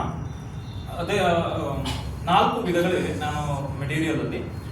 ಅದನ್ನ 0 dimensional nano materials, 1 dimensional, 2 dimensional, as well as 3 dimensional ಅಂತ ಬಿಟ್ಟು 4 ವಿಧದಲ್ಲಿ ಅದನ್ನ ವಿಂಗಡಣೆ ಮಾಡಬಹುದು. ಈಗ 0 ಡೈಮೆನ್ಷನ್ ಅಂದ್ರೆ ಏನು ಅಂತಂದ್ರೆ, ಈಗ ನ್ಯಾನೋ ಮೆಟೀರಿಯಲ್ ಅಂತ ನಮ್ಗೆ ಗೊತ್ತು 10⁻⁹ ಆ ಸ್ಕೇಲ್ ಅಲ್ಲಿ ಇರಬೇಕು. ಅದೊಂದೇ ಅಲ್ಲ, 1 ನ್ಯಾನೋಮೀಟರ್ ಇಂದ 100 ನ್ಯಾನೋಮೀಟರ್ ಒಳಗಡೆ ಯಾವ ಮೆಟೀರಿಯಲ್ ಸೈಜ್ ಇರುತ್ತೋ, 1 ನ್ಯಾನೋಮೀಟರ್ ಇಂದ 100 ನ್ಯಾನೋಮೀಟರ್ ಒಳಗಡೆ ಯಾವ ಮೆಟೀರಿಯಲ್ ಸೈಜ್ ಇರುತ್ತೋ ಅವೆಲ್ಲ ಮೆಟೀರಿಯಲ್ಗಳನ್ನು ನ್ಯಾನೋಮೀಟರ್ ಅಂತ ಕರಿತೀವಿ. ಇಲ್ಲಿ ನಮಗೆ ಗೊತ್ತು, ಪ್ರತಿಯೊಂದು ವಸ್ತುಗೂ 3 ಆಯಾಮಗಳು ಇರ್ತವೆ. ಒಂದು ಉದ್ದ, ಅಗಲ ಅಥವಾ ಎತ್ತರ ಅಂತ ನಾವು ಕರಿಬಹುದು, ಅಥವಾ ಕಾರ್ಟೇಶಿಯನ್ ಕೋಆರ್ಡಿನೇಟ್ ಸಿಸ್ಟಮ್ ಅಲ್ಲಿ XYZ ಅಂತ ನಾವು ಕರ್ಕೊಳ್ಬಹುದು. ಈ 3 ಆಯಾಮಗಳು ಗೊತ್ತಿದ್ರೆ ಈ 0 ಡೈಮೆನ್ಷನ್ ಅಲ್ಲಿ ಏನಾಗುತ್ತೆ ಅಂತಂದ್ರೆ, ಆ ವಸ್ತುವಿನ ಸೈಜು, ಉದ್ದ ಇರ್ಬೋದು, ಅಗಲ ಇರ್ಬೋದು, ಎತ್ತರ ಇರ್ಬೋದು, ಅವು 3 ಸೈಜು 3 ಆಯಾಮದಲ್ಲೂ ಆ ವಸ್ತುವಿನ ಸೈಜು 100 ನ್ಯಾನೋಮೀಟರ್ಗಿಂತ ಕಡಿಮೆ ಇರುತ್ತೆ. ಸೊ ಹಾಗಿದ್ದಾಗ ಅದನ್ನ 0 ಡೈಮೆನ್ಷನಲ್ ನ್ಯಾನೋ ಮೆಟೀರಿಯಲ್ ಅಂತ ಕರಿತೀವಿ. ಇನ್ನು ನೆಕ್ಸ್ಟ್ 1 ಡೈಮೆನ್ಷನಲ್ ನ್ಯಾನೋ ಮೆಟೀರಿಯಲ್ ಯಾವುದಾದ್ರೂ ಒಂದು ಆಯಾಮದಲ್ಲಿ XYZ ಅಲ್ಲಿ ಯಾವುದಾದ್ರೂ ಒಂದು ಆಯಾಮದಲ್ಲಿ ವಸ್ತುವಿನ ಸೈಜು ನ್ಯಾನೋಮೀಟರ್ಗಿಂತ ಜಾಸ್ತಿ ಇದ್ದರೆ, 2 ಆಯಾಮದಲ್ಲಿ ನ್ಯಾನೋಮೀಟರ್ 100 ನ್ಯಾನೋಮೀಟರ್ಗಿಂತ ಕಡಿಮೆ, 1 ಆಯಾಮದಲ್ಲಿ 100 ನ್ಯಾನೋಮೀಟರ್ಗಿಂತ ಜಾಸ್ತಿ ಇದ್ರೆ ಅಂತಹ ವಸ್ತುಗಳನ್ನ 1 ಡೈಮೆನ್ಷನಲ್ ನ್ಯಾನೋ ಮೆಟೀರಿಯಲ್ಸ್ ಅಂತ ಕರೆದು, ಅದೇ ತರ 2 ಡೈಮೆನ್ಷನಲ್ 2 ಆಯಾಮದಲ್ಲಿ ನ್ಯಾನೋಮೀಟರ್ಗಿಂತ 100 ನ್ಯಾನೋಮೀಟರ್ಗಿಂತ ಜಾಸ್ತಿ ಇದ್ದು 1 ಆಯಾಮದಲ್ಲಿ ಮಾತ್ರ ವಸ್ತುವಿನ ಸೈಜು 100 ನ್ಯಾನೋಮೀಟರ್ಗಿಂತ ಕಡಿಮೆ ಇದ್ದರೆ ಅಂತಹ ವಸ್ತುಗಳನ್ನ 2 ಡೈಮೆನ್ಷನಲ್ ಅಂತ ಕರೆದು, 3 ಆಯಾಮದಲ್ಲಿ ನ್ಯಾನೋಮೀಟರ್ಗಿಂತ ಅದರದ್ದು ವಸ್ತುವಿನ ಸೈಜು 100 ನ್ಯಾನೋಮೀಟರ್ಗಿಂತ ಜಾಸ್ತಿ ಇದ್ದರೆ ಅಂತಹ ವಸ್ತುಗಳನ್ನ 3 ಡೈಮೆನ್ಷನಲ್ ನ್ಯಾನೋ ಮೆಟೀರಿಯಲ್ಸ್ ಅಂತ ಕರಿತೀವಿ. ಸೊ ಅದಕ್ಕೆ ಎಕ್ಸಾಂಪಲ್, ಸೊ ಇಲ್ಲಿ ಇದು ಕ್ವಾಂಟಮ್ ಡಾಟ್ಸ್ ಅಂತಾನೂ ಕರೀತೇವೆ, ಅಥವಾ ನ್ಯಾನೋ ಪಾರ್ಟಿಕಲ್ಸ್ ಅಂತ ಕರಿತೀವಿ. ಅದು ಅದರ ಸೈಜು 3 ಆಯಾಮದಲ್ಲೂ 100 ನ್ಯಾನೋಮೀಟರ್ಸ್ಗಿಂತ ಕಡಿಮೆ ಇರ್ತದೆ. ಸೊ ಇನ್ನೊಂದು 1 ಡೈಮೆನ್ಷನಲ್ ನ್ಯಾನೋ ಮೆಟೀರಿಯಲ್ಸ್ಗೆ ಎಕ್ಸಾಂಪಲ್ ನ್ಯಾನೋ ರಾಡ್ಸ್ ಅಥವಾ ನ್ಯಾನೋ ವೈರ್. ಅದರಲ್ಲಿ 2 ಆಯಾಮದಲ್ಲಿ ನ್ಯಾನೋ ಮೆಟೀರಿಯಲ್ನ ನ್ಯಾನೋ ಸೈಜ್ನ ಒಳಗಡೆ ಇದ್ದು 1 ಆಯಾಮದಲ್ಲೂ ಮಾತ್ರ 100 ನ್ಯಾನೋಮೀಟರ್ಗಿಂತ ಜಾಸ್ತಿ ಇರ್ತದೆ. ಇನ್ನೊಂದು ಥಿನ್ ಫಿಲ್ಮ್ಸ್ ಅಂತ ಕರಿತೀವಿ. ಸೊ ಹಾಳೆ ತರ ಅಲ್ಲಿ 2 ಆಯಾಮದಲ್ಲಿ ಹೊರಗಡೆ ಇತ್ತು, 1 ಆಯಾಮದಲ್ಲಿ ಮಾತ್ರ ನ್ಯಾನೋಮೀಟರ್ ಸೈಜ್ ಅಲ್ಲಿ ಇರುತ್ತೆ, ಇನ್ನೊಂದು 3 ಆಯಾಮದಲ್ಲೂ ಹೊರಗಡೆ ಇರುತ್ತೆ. ಇಲ್ಲಿ ನೀವು ಕೇಳ್ಬೋದು, ಎಲ್ಲದೂ ಹೊರಗಡೆ ನೀವು 100 ನ್ಯಾನೋಮೀಟರ್ಗಿಂತ 3 ಆಯಾಮದಲ್ಲೂ ಹೊರಗಡೆ ಇದೆ, ಆದ್ರೂ ನ್ಯಾನೋಮೀಟರ್ ಇಲ್ಲ ಅಂತ ಕೇಳಿದ್ರೆ, ನ್ಯಾನೋ ಟೆಕ್ನಾಲಜಿಯಿಂದ ಯೂಸ್ ಮಾಡ್ಕೊಂಡಾದ್ರೂ ಸ್ಟ್ರಕ್ಚರ್ ಮಾಡಿರ್ಬೋದು, ಇಲ್ಲ ನ್ಯಾನೋ ಮೆಟೀರಿಯಲ್ಗಳನ್ನು ಯೂಸ್ ಮಾಡ್ಕೊಂಡಾದ್ರೂ ಆ ಸ್ಟ್ರಕ್ಚರ್ಗಳನ್ನ ಮಾಡಿರ್ಬೋದು. ಅಂತಹ ವಸ್ತುಗಳನ್ನ 3 ಡೈಮೆನ್ಷನಲ್ ನ್ಯಾನೋ ಮೆಟೀರಿಯಲ್ಸ್ ಅಂತ ಕರಿತೀವಿ. ಹಾಗಾದ್ರೆ ಈ ನ್ಯಾನೋ ಮೆಟೀರಿಯಲ್ ಇಷ್ಟೆಲ್ಲ ನಾನು ಹೇಳಿದ ಕ್ರಾಂತಿ ಆಗಿದೆ, ರೆವಲ್ಯೂಷನ್ ಇಷ್ಟೆಲ್ಲ ಆಗಿದೆ, ಹೌದು, ಅಥವಾ ಈ ನ್ಯಾನೋ ಮೆಟೀರಿಯಲ್ನ ಆಲ್ಮೋಸ್ಟ್ ಎಲ್ಲಾ ಟೆಕ್ನಾಲಜಿಗಳಲ್ಲೂ ಉಪಯೋಗಿಸ್ತಾ ಇದಾವಲ್ಲ, ಯಾಕೆ ಹಾಗಾದ್ರೆ ಅಂತಹ ಅಂದ್ರೆ ಅದರದ್ದು ವಿಶೇಷತೆ ಏನು, ನ್ಯಾನೋ ಮೆಟೀರಿಯಲ್ ವಿಶೇಷತೆ ಏನು ಅಂತ ಕೇಳಿದ್ರೆ ಒಂದೇ ಒಂದು ಚಿಕ್ಕದು, ಅದು ಈ property surface to volume ratio. ಆ ಸುತ್ತಳ ಅಂದ್ರೆ ಮೇಲ್ಮೈ ಏನು ಏರಿಯಾ ಇದೆ ಅದಕ್ಕೂ ಮತ್ತೆ ಒಳಗಿನ ಏರಿಯಾ ಅದನ್ನು ಕಂಪೇರ್ ಮಾಡಿದ್ರೆ ನ್ಯಾನೋ ಮೆಟೀರಿಯಲ್ ನಲ್ಲಿ ಮೇಲ್ಮೈ ಏರಿಯಾ ಜಾಸ್ತಿ ಇರುತ್ತೆ. ಸೊ ಹಾಗಾಗಿ ಅಲ್ಲಿದ್ರೆ ಏನಾಗುತ್ತೆ, ಮೇಲ್ಮೈ ಏರಿಯಾ ಜಾಸ್ತಿ ಇದ್ರೆ ಏನಾಗುತ್ತೆ, ಸೊ ಅಲ್ಲಿ ಈಗ ಫಾರ್ ಎಕ್ಸಾಂಪಲ್ ನೀವು ಮನೆಯಲ್ಲಿ ಚಪಾತಿ ಮಾಡಬೇಕು ಅಂದ್ಕೊಂಡಿರ್ತೀರಾ. ಚಪಾತಿ ಮಾಡ್ಬೇಕಾದ್ರೆ ಒಂದು ಗೋಧಿ ಹಿಟ್ಟಿನ ಒಂದು ಉಂಡೆ ಮಾಡಬೇಕು. ಸೊ ಉಂಡೆ ಮಾಡಿದ್ರೆ ಅದರಲ್ಲಿ ಮೇಲ್ಮೈನಲ್ಲಿ ಅದರದ್ದು ಆಟಮ್ಗಳು ಜಾಸ್ತಿ ಇರುತ್ತೋ, ಗೋಧಿ ಹಿಟ್ಟು ಜಾಸ್ತಿ ಇರುತ್ತೋ, ಒಳಗಡೆ ಗೋಧಿ ಹಿಟ್ಟು ಜಾಸ್ತಿ ಇರುತ್ತೋ, ಅದು ಒಂದು. ಅದೇ ಮುದ್ದೆಯನ್ನು ನೀವು ಚಪಾತಿಯಾಗಿ ಒರಿತೀರಾ. ಚಪಾತಿಯಾಗಿ ಒರೆದಾಗ ಮೇಲ್ಮೈನಲ್ಲಿ ಎಷ್ಟು ಆಟಮ್ ಇರುತ್ತೋ ಆ ಚಪಾತಿಯ ಒಳಗಡೆ ಎಷ್ಟು ಆಟಮ್ ಇರುತ್ತೋ ಅದನ್ನು ನೀವು ಕಂಪೇರ್ ಮಾಡಿದ್ರೆ ನಿಮ್ಗೊಂದು ಅರ್ಥ ಬರುತ್ತೆ. ಈ ಮುದ್ದೆ ಇದ್ದಾಗ ಒಳಗಡೆ ಆಟಮ್ ಜಾಸ್ತಿ ಇತ್ತು, ಅದು ಹಾಳೆಯನ್ನು ಮಾಡಿದಾಗ ಮೇಲ್ಗಡೆ ಆಟಮ್ ಜಾಸ್ತಿ ಬಂತು. ಸೊ ಇದೇ ಪ್ರಿನ್ಸಿಪಲ್ ಇಲ್ಲಿ ಅಪ್ಲಿಕೇಬಲ್ ಆಗುತ್ತೆ. ಇಲ್ಲಿ ನ್ಯಾನೋ ಮೆಟೀರಿಯಲ್ ಏನಾಗುತ್ತೆ ಅಂತಂದ್ರೆ ಮೇಲ್ಮೈನಲ್ಲಿ ಆಟಮ್ಗಳ ಸಂಖ್ಯೆ ಜಾಸ್ತಿ ಒಳಗಡೆಗಿಂತ. ಬಲ್ಕ್ ಮೆಟೀರಿಯಲ್ ಅಂದ್ರೆ ದೊಡ್ಡ ಮೆಟೀರಿಯಲ್ಗಳಲ್ಲಿ ಮೇಲ್ಮೈನಲ್ಲಿ ಆಟಮ್ಗಳ ಸಂಖ್ಯೆ ಕಡಿಮೆ, ಒಳಗಡೆ ಆಟಮ್ಗಳ ಸಂಖ್ಯೆ ಜಾಸ್ತಿ. ಹಾಗಿದ್ರೆ ಏನ್ ಸಮಸ್ಯೆ? ಒಳಗಡೆ ಇದ್ರೆ ಏನು, ಹೊರಗಡೆ ಇದ್ರೆ ಏನು? ಹೊರಗಡೆ ಇದ್ರೆ ರಿಯಾಕ್ಟಿವಿಟಿ ಅಂದ್ರೆ ಅದರ ಪಕ್ಕದಲ್ಲಿರುವ ಆಟಮ್ ಜೊತೆ ಇರ್ಬೋದು ಅಥವಾ ಹೊರಗಡೆ ಇರುವಂತಹ ಇನ್ನೊಂದು ಮೆಟೀರಿಯಲ್ಗಳ ಜೊತೆ ಇರ್ಬೋದು, ಇದರ ರಿಯಾಕ್ಟಿವಿಟಿ ಜಾಸ್ತಿ ಆಗ್ತಾ ಹೋಗುತ್ತೆ. ಇವೆಲ್ಲ ಕಾರಣದಿಂದಾಗಿ ಇದರಲ್ಲಿ ಮೇಲ್ಮೈನಲ್ಲಿ ಆಟಮ್ಗಳು ಜಾಸ್ತಿ ಆಗ್ತಾ ಹೋಗುತ್ತೆ. ಮತ್ತೆ ಜಾಸ್ತಿ ಆಗ್ತಾ ಹೋದಾಗ ಏನಾಗುತ್ತೆ, ಅಲ್ಲಿ ಒಂದು ಕಾಂಪ್ಯಾಕ್ಟ್ನೆಸ್ ಬರುತ್ತೆ. ಈಗ ಇಷ್ಟು ಜನ ಇದ್ರೆ ನಿಮ್ಮನ್ನು ನಾನು ತಗೊಂಡು ಹೋಗ್ಬಿಟ್ಟು ಒಂದು ದೊಡ್ಡ ಆಡಿಟೋರಿಯಂ ಅಲ್ಲಿ ಕುಂಡಿಸ್ತೀನಿ. ಅವಾಗ ಏನ್ ಮಾಡ್ತೀರಾ, ನೀವು ಅಲ್ಲೂ ಕೂತ್ಕೊಳ್ತೀರಾ, ಒಂದಷ್ಟು ಜನ ಇನ್ನೆಲ್ಲ ಕೂತ್ಕೊಳ್ತೀರಾ, ನಿಮ್ಮ ಮಧ್ಯೆ ಒಂದು ರ್ಯಾಂಡಮ್ನೆಸ್ ಕ್ರಿಯೇಟ್ ಆಗುತ್ತೆ. ಅದು ಒಬ್ಬೊಬ್ರು ದೂರ ಎಲ್ಲ ಕೂತ್ಕೊಳ್ತೀರಾ, ನಿಮ್ಗೊಂದು ಆರ್ಡರ್ಡ್ ರೀಸನ್ಸ್ ಇರಲ್ಲ. ಸೊ ಅವಾಗ ಏನಾಗುತ್ತೆ, ಮಧ್ಯದಲ್ಲಿ ಏನೇನು ಗ್ಯಾಪ್ಗಳು ಕ್ರಿಯೇಟ್ ಆಗಿದೆ ಅದನ್ನು ನಾವು ಇಂಪರ್ಫೆಕ್ಷನ್ಸ್ ಅಂತ ಕರ್ಕೊಳ್ಬಹುದು ಅಥವಾ ಡಿಫೆಕ್ಟ್ಸ್ ಗಳಂತ ಕರ್ಕೊಳ್ಬಹುದು. ಬಟ್ ಅದನ್ನೇ ನಿಮ್ಮನ್ನ ಒಂದು ಚಿಕ್ಕ ರೂಮಲ್ಲಿ ಕುಂಡಿಸಿದಾಗ ಅವಾಗ ಏನಾಗುತ್ತೆ, ನೀವು ಒಂದು ಆರ್ಡರ್ ರೀಜನ್ ಅಲ್ಲೋ ಅಥವಾ ಹತ್ತಿರದಲ್ಲಿ ಕುಂತ್ಕೊಳ್ಬೇಕು, ಕಾಂಪ್ಯಾಕ್ಟ್ನೆಸ್ ಜಾಸ್ತಿ ಆಗುತ್ತೆ, ಡಿಫೆಕ್ಟ್ಗಳು ಕಮ್ಮಿ ಆಗ್ತಾ ಹೋಗುತ್ತೆ ಅಥವಾ ಇಂಪರ್ಫೆಕ್ಷನ್ಸ್ ಗಳು ಕಮ್ಮಿ ಆಗ್ತಾ ಹೋಗುತ್ತೆ. ಮತ್ತೊಂದು ಅದ್ರ ಜೊತೆ ಆಟಮ್ಗಳ ಸಂಖ್ಯೆನೂ ಜಾಸ್ತಿ ಆಗ್ತಾ ಹೋಗುತ್ತೆ. ಇದರಿಂದ ಏನಾಗುತ್ತೆ, ರಿಯಾಕ್ಟಿವಿಟಿ ಜಾಸ್ತಿ ಆಗುತ್ತೆ. ಅಂದ್ರೆ ಅದ್ರ ಪಕ್ಕದಲ್ಲಿರುವ ಆಟಮ್ಗಳ ಜೊತೆ ಇರ್ಬೋದು ಅಥವಾ ಹೊರಗಿನ ಆಟಮ್ಗಳ ಜೊತೆ ಇರ್ಬೋದು, ರಿಯಾಕ್ಟಿವಿಟಿ ಜಾಸ್ತಿ ಆಗುತ್ತೆ. ಹಿಂಗಾದ್ರೆ ಏನಾಗುತ್ತೆ, ಸೊ ರಿಯಾಕ್ಟಿವಿಟಿ ಜಾಸ್ತಿ ಆದ್ರೆ ಏನಾಗುತ್ತೆ, ಅದರ ಗುಣಲಕ್ಷಣಗಳು ಬದಲಾಗ್ತಾ ಹೋಗ್ತವೆ. ಅದರದ್ದು ಎಲೆಕ್ಟ್ರಿಕಲ್ ಪ್ರಾಪರ್ಟಿ ಇರ್ಬೋದು, ಅದರದ್ದು ಥರ್ಮಲ್ ಪ್ರಾಪರ್ಟಿಗಳು ಇರ್ಬೋದು, ಅದ್ರ ಜೊತೆ ಆಪ್ಟಿಕಲ್ ಪ್ರಾಪರ್ಟಿಗಳು ಇರ್ಬೋದು. ಹೀಗೆ ಎಲ್ಲಾ ಪ್ರಾಪರ್ಟಿಗಳು ಅದು ಸೈಜ್ ಸಣ್ಣ ಆಗ್ತಾ ಹೋದಂಗೆ, ವಸ್ತುವಿನ ಗಾತ್ರ ಸಣ್ಣದಾಗ್ತಾ ಹೋದಂಗೆ ಅದರದ ಎಲ್ಲಾ ಗುಣಲಕ್ಷಣಗಳು ಬದಲಾಗ್ತಾ ಹೋಗ್ತವೆ. ಇನ್ನೂ ಸರಿಯಾಗಿ ಹೇಳ್ಬೇಕು ಅಂತಂದ್ರೆ ಇಂಪ್ರೂವ್ ಆಗುತ್ತೆ ಅಂತಾನೆ ಹೇಳ್ಬೋದು, ಉತ್ತಮವಾಗ್ತದೆ ಅಂತಾನೆ ಹೇಳ್ಬೋದು. ಒಂದು ಕಾಸ್ಟ್ಲಿ ಎಕ್ಸಾಂಪಲ್ ತಗೊಳ್ತೀನಿ.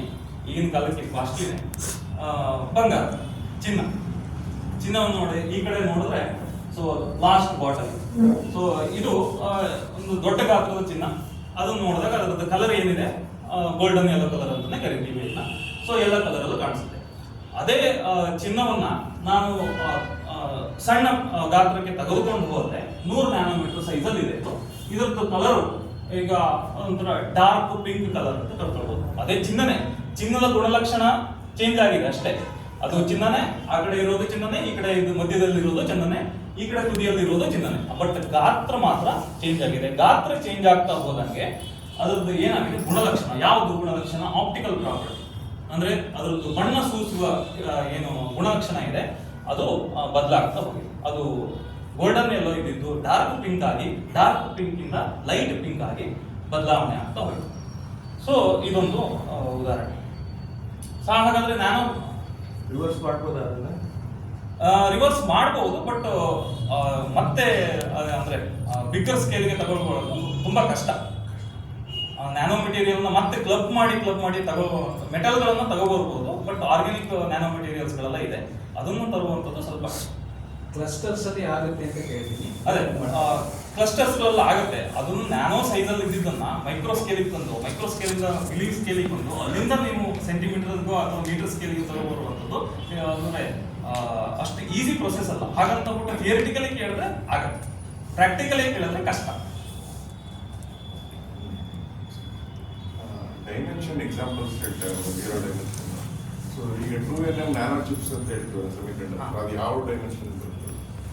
2mm 2nm ಅಂದ್ರೆ 2 ನ್ಯಾನೋಮೀಟರ್. ಅಂದ್ರೆ ಆ 2 ನ್ಯಾನೋಮೀಟರ್ ಚಿಪ್ಸ್ ಗಳನ್ನ ಅಂತಂದ್ರೆ ಯಾವ ತಂತ್ರಜ್ಞಾನದಲ್ಲಿ ಮಾಡಿದ್ದಾರೆ ಅಂತ. ಅಂದ್ರೆ chip size 5 centimetre by 5 centimetre ಇರಬಹುದು. ಬಟ್ ಅದನ್ನು ಮಾಡ್ಲಿಕ್ಕೆ ತಂತ್ರಜ್ಞಾನವನ್ನು ಯಾವ್ದು ಯೂಸ್ ಮಾಡ್ಕೊಂಡಿದ್ದಾರೆ, ಆ ಚಿಪ್ ನಲ್ಲಿರುವ ಯಾವುದೋ ಒಂದು ಡಿವೈಸ್, ನ್ಯಾನೋ ಡಿವೈಸ್ ಆಗಿರ್ಬೋದು. ಅಂದ್ರೆ ಆ ಡಿವೈಸ್ ನ ಸೈಜು ನ್ಯಾನೋಮೀಟರ್ ಅಲ್ಲಿ ಇರ್ಬೋದು. ಅಂದ್ರೆ ಆ ತಂತ್ರಜ್ಞಾನದಲ್ಲಿ ನ್ಯಾನೋಮೀಟರ್ ಡಿವೈಸ್ ಅನ್ನು ನಾನು ಫ್ಯಾಬ್ರಿಕೇಟ್ ಮಾಡಬಹುದು. ಅಂತಹ ಏನು ತಂತ್ರಜ್ಞಾನ ಯೂಸ್ ಮಾಡ್ಕೊಂಡಾಗಿದ್ರೆ ಅದು ಸಹಿತ ನ್ಯಾನೋ ಟೆಕ್ನಾಲಜಿ ಅಂತಾನೆ ಕರಿತೀವಿ. ಅಲ್ಲ ಸರ್ 3 ಡೈಮೆನ್ಷನ್ ಅಂತ ಕನ್ಸಿಡರ್ ಆಗುತ್ತೆ. 5 ಸೆಂಟಿಮೀಟರ್ ತಗೊಂಡ್ರೆ ಅಂದ್ರೆ ಚಿಪ್ ತಗೊಂಡ್ರೆ 5 ಸೆಂಟಿಮೀಟರ್ ಮೋರ್ ದೆನ್ 3 ಡೈಮೆನ್ಷನ್ ಅಂತ ಕರೆಯಕ್ಕಾಗಲ್ಲ, ಅದನ್ನ ನ್ಯಾನೋ ಮೆಟೀರಿಯಲ್ ಅಂತಾನೆ ಕರೆಯಕ್ಕಾಗಲ್ಲ. ನೀವು ಹೋಲ್ 5 ಸೆಂಟಿಮೀಟರ್ ಬೈ 5 ಸೆಂಟಿಮೀಟರ್ ತಗೊಂಡ್ರೆ ಅದರಲ್ಲಿರೋ ಒಂದು ಡೈಮೆನ್ಷನ್, ಒಂದು ಡಿವೈಸ್ ಅದು 3 ಡೈಮೆನ್ಷನ್ ಅಂತ ಕರ್ಕೊಂಡು ಒಂದು ಅವರ ಇದಕ್ಕೆ ಉತ್ತರ.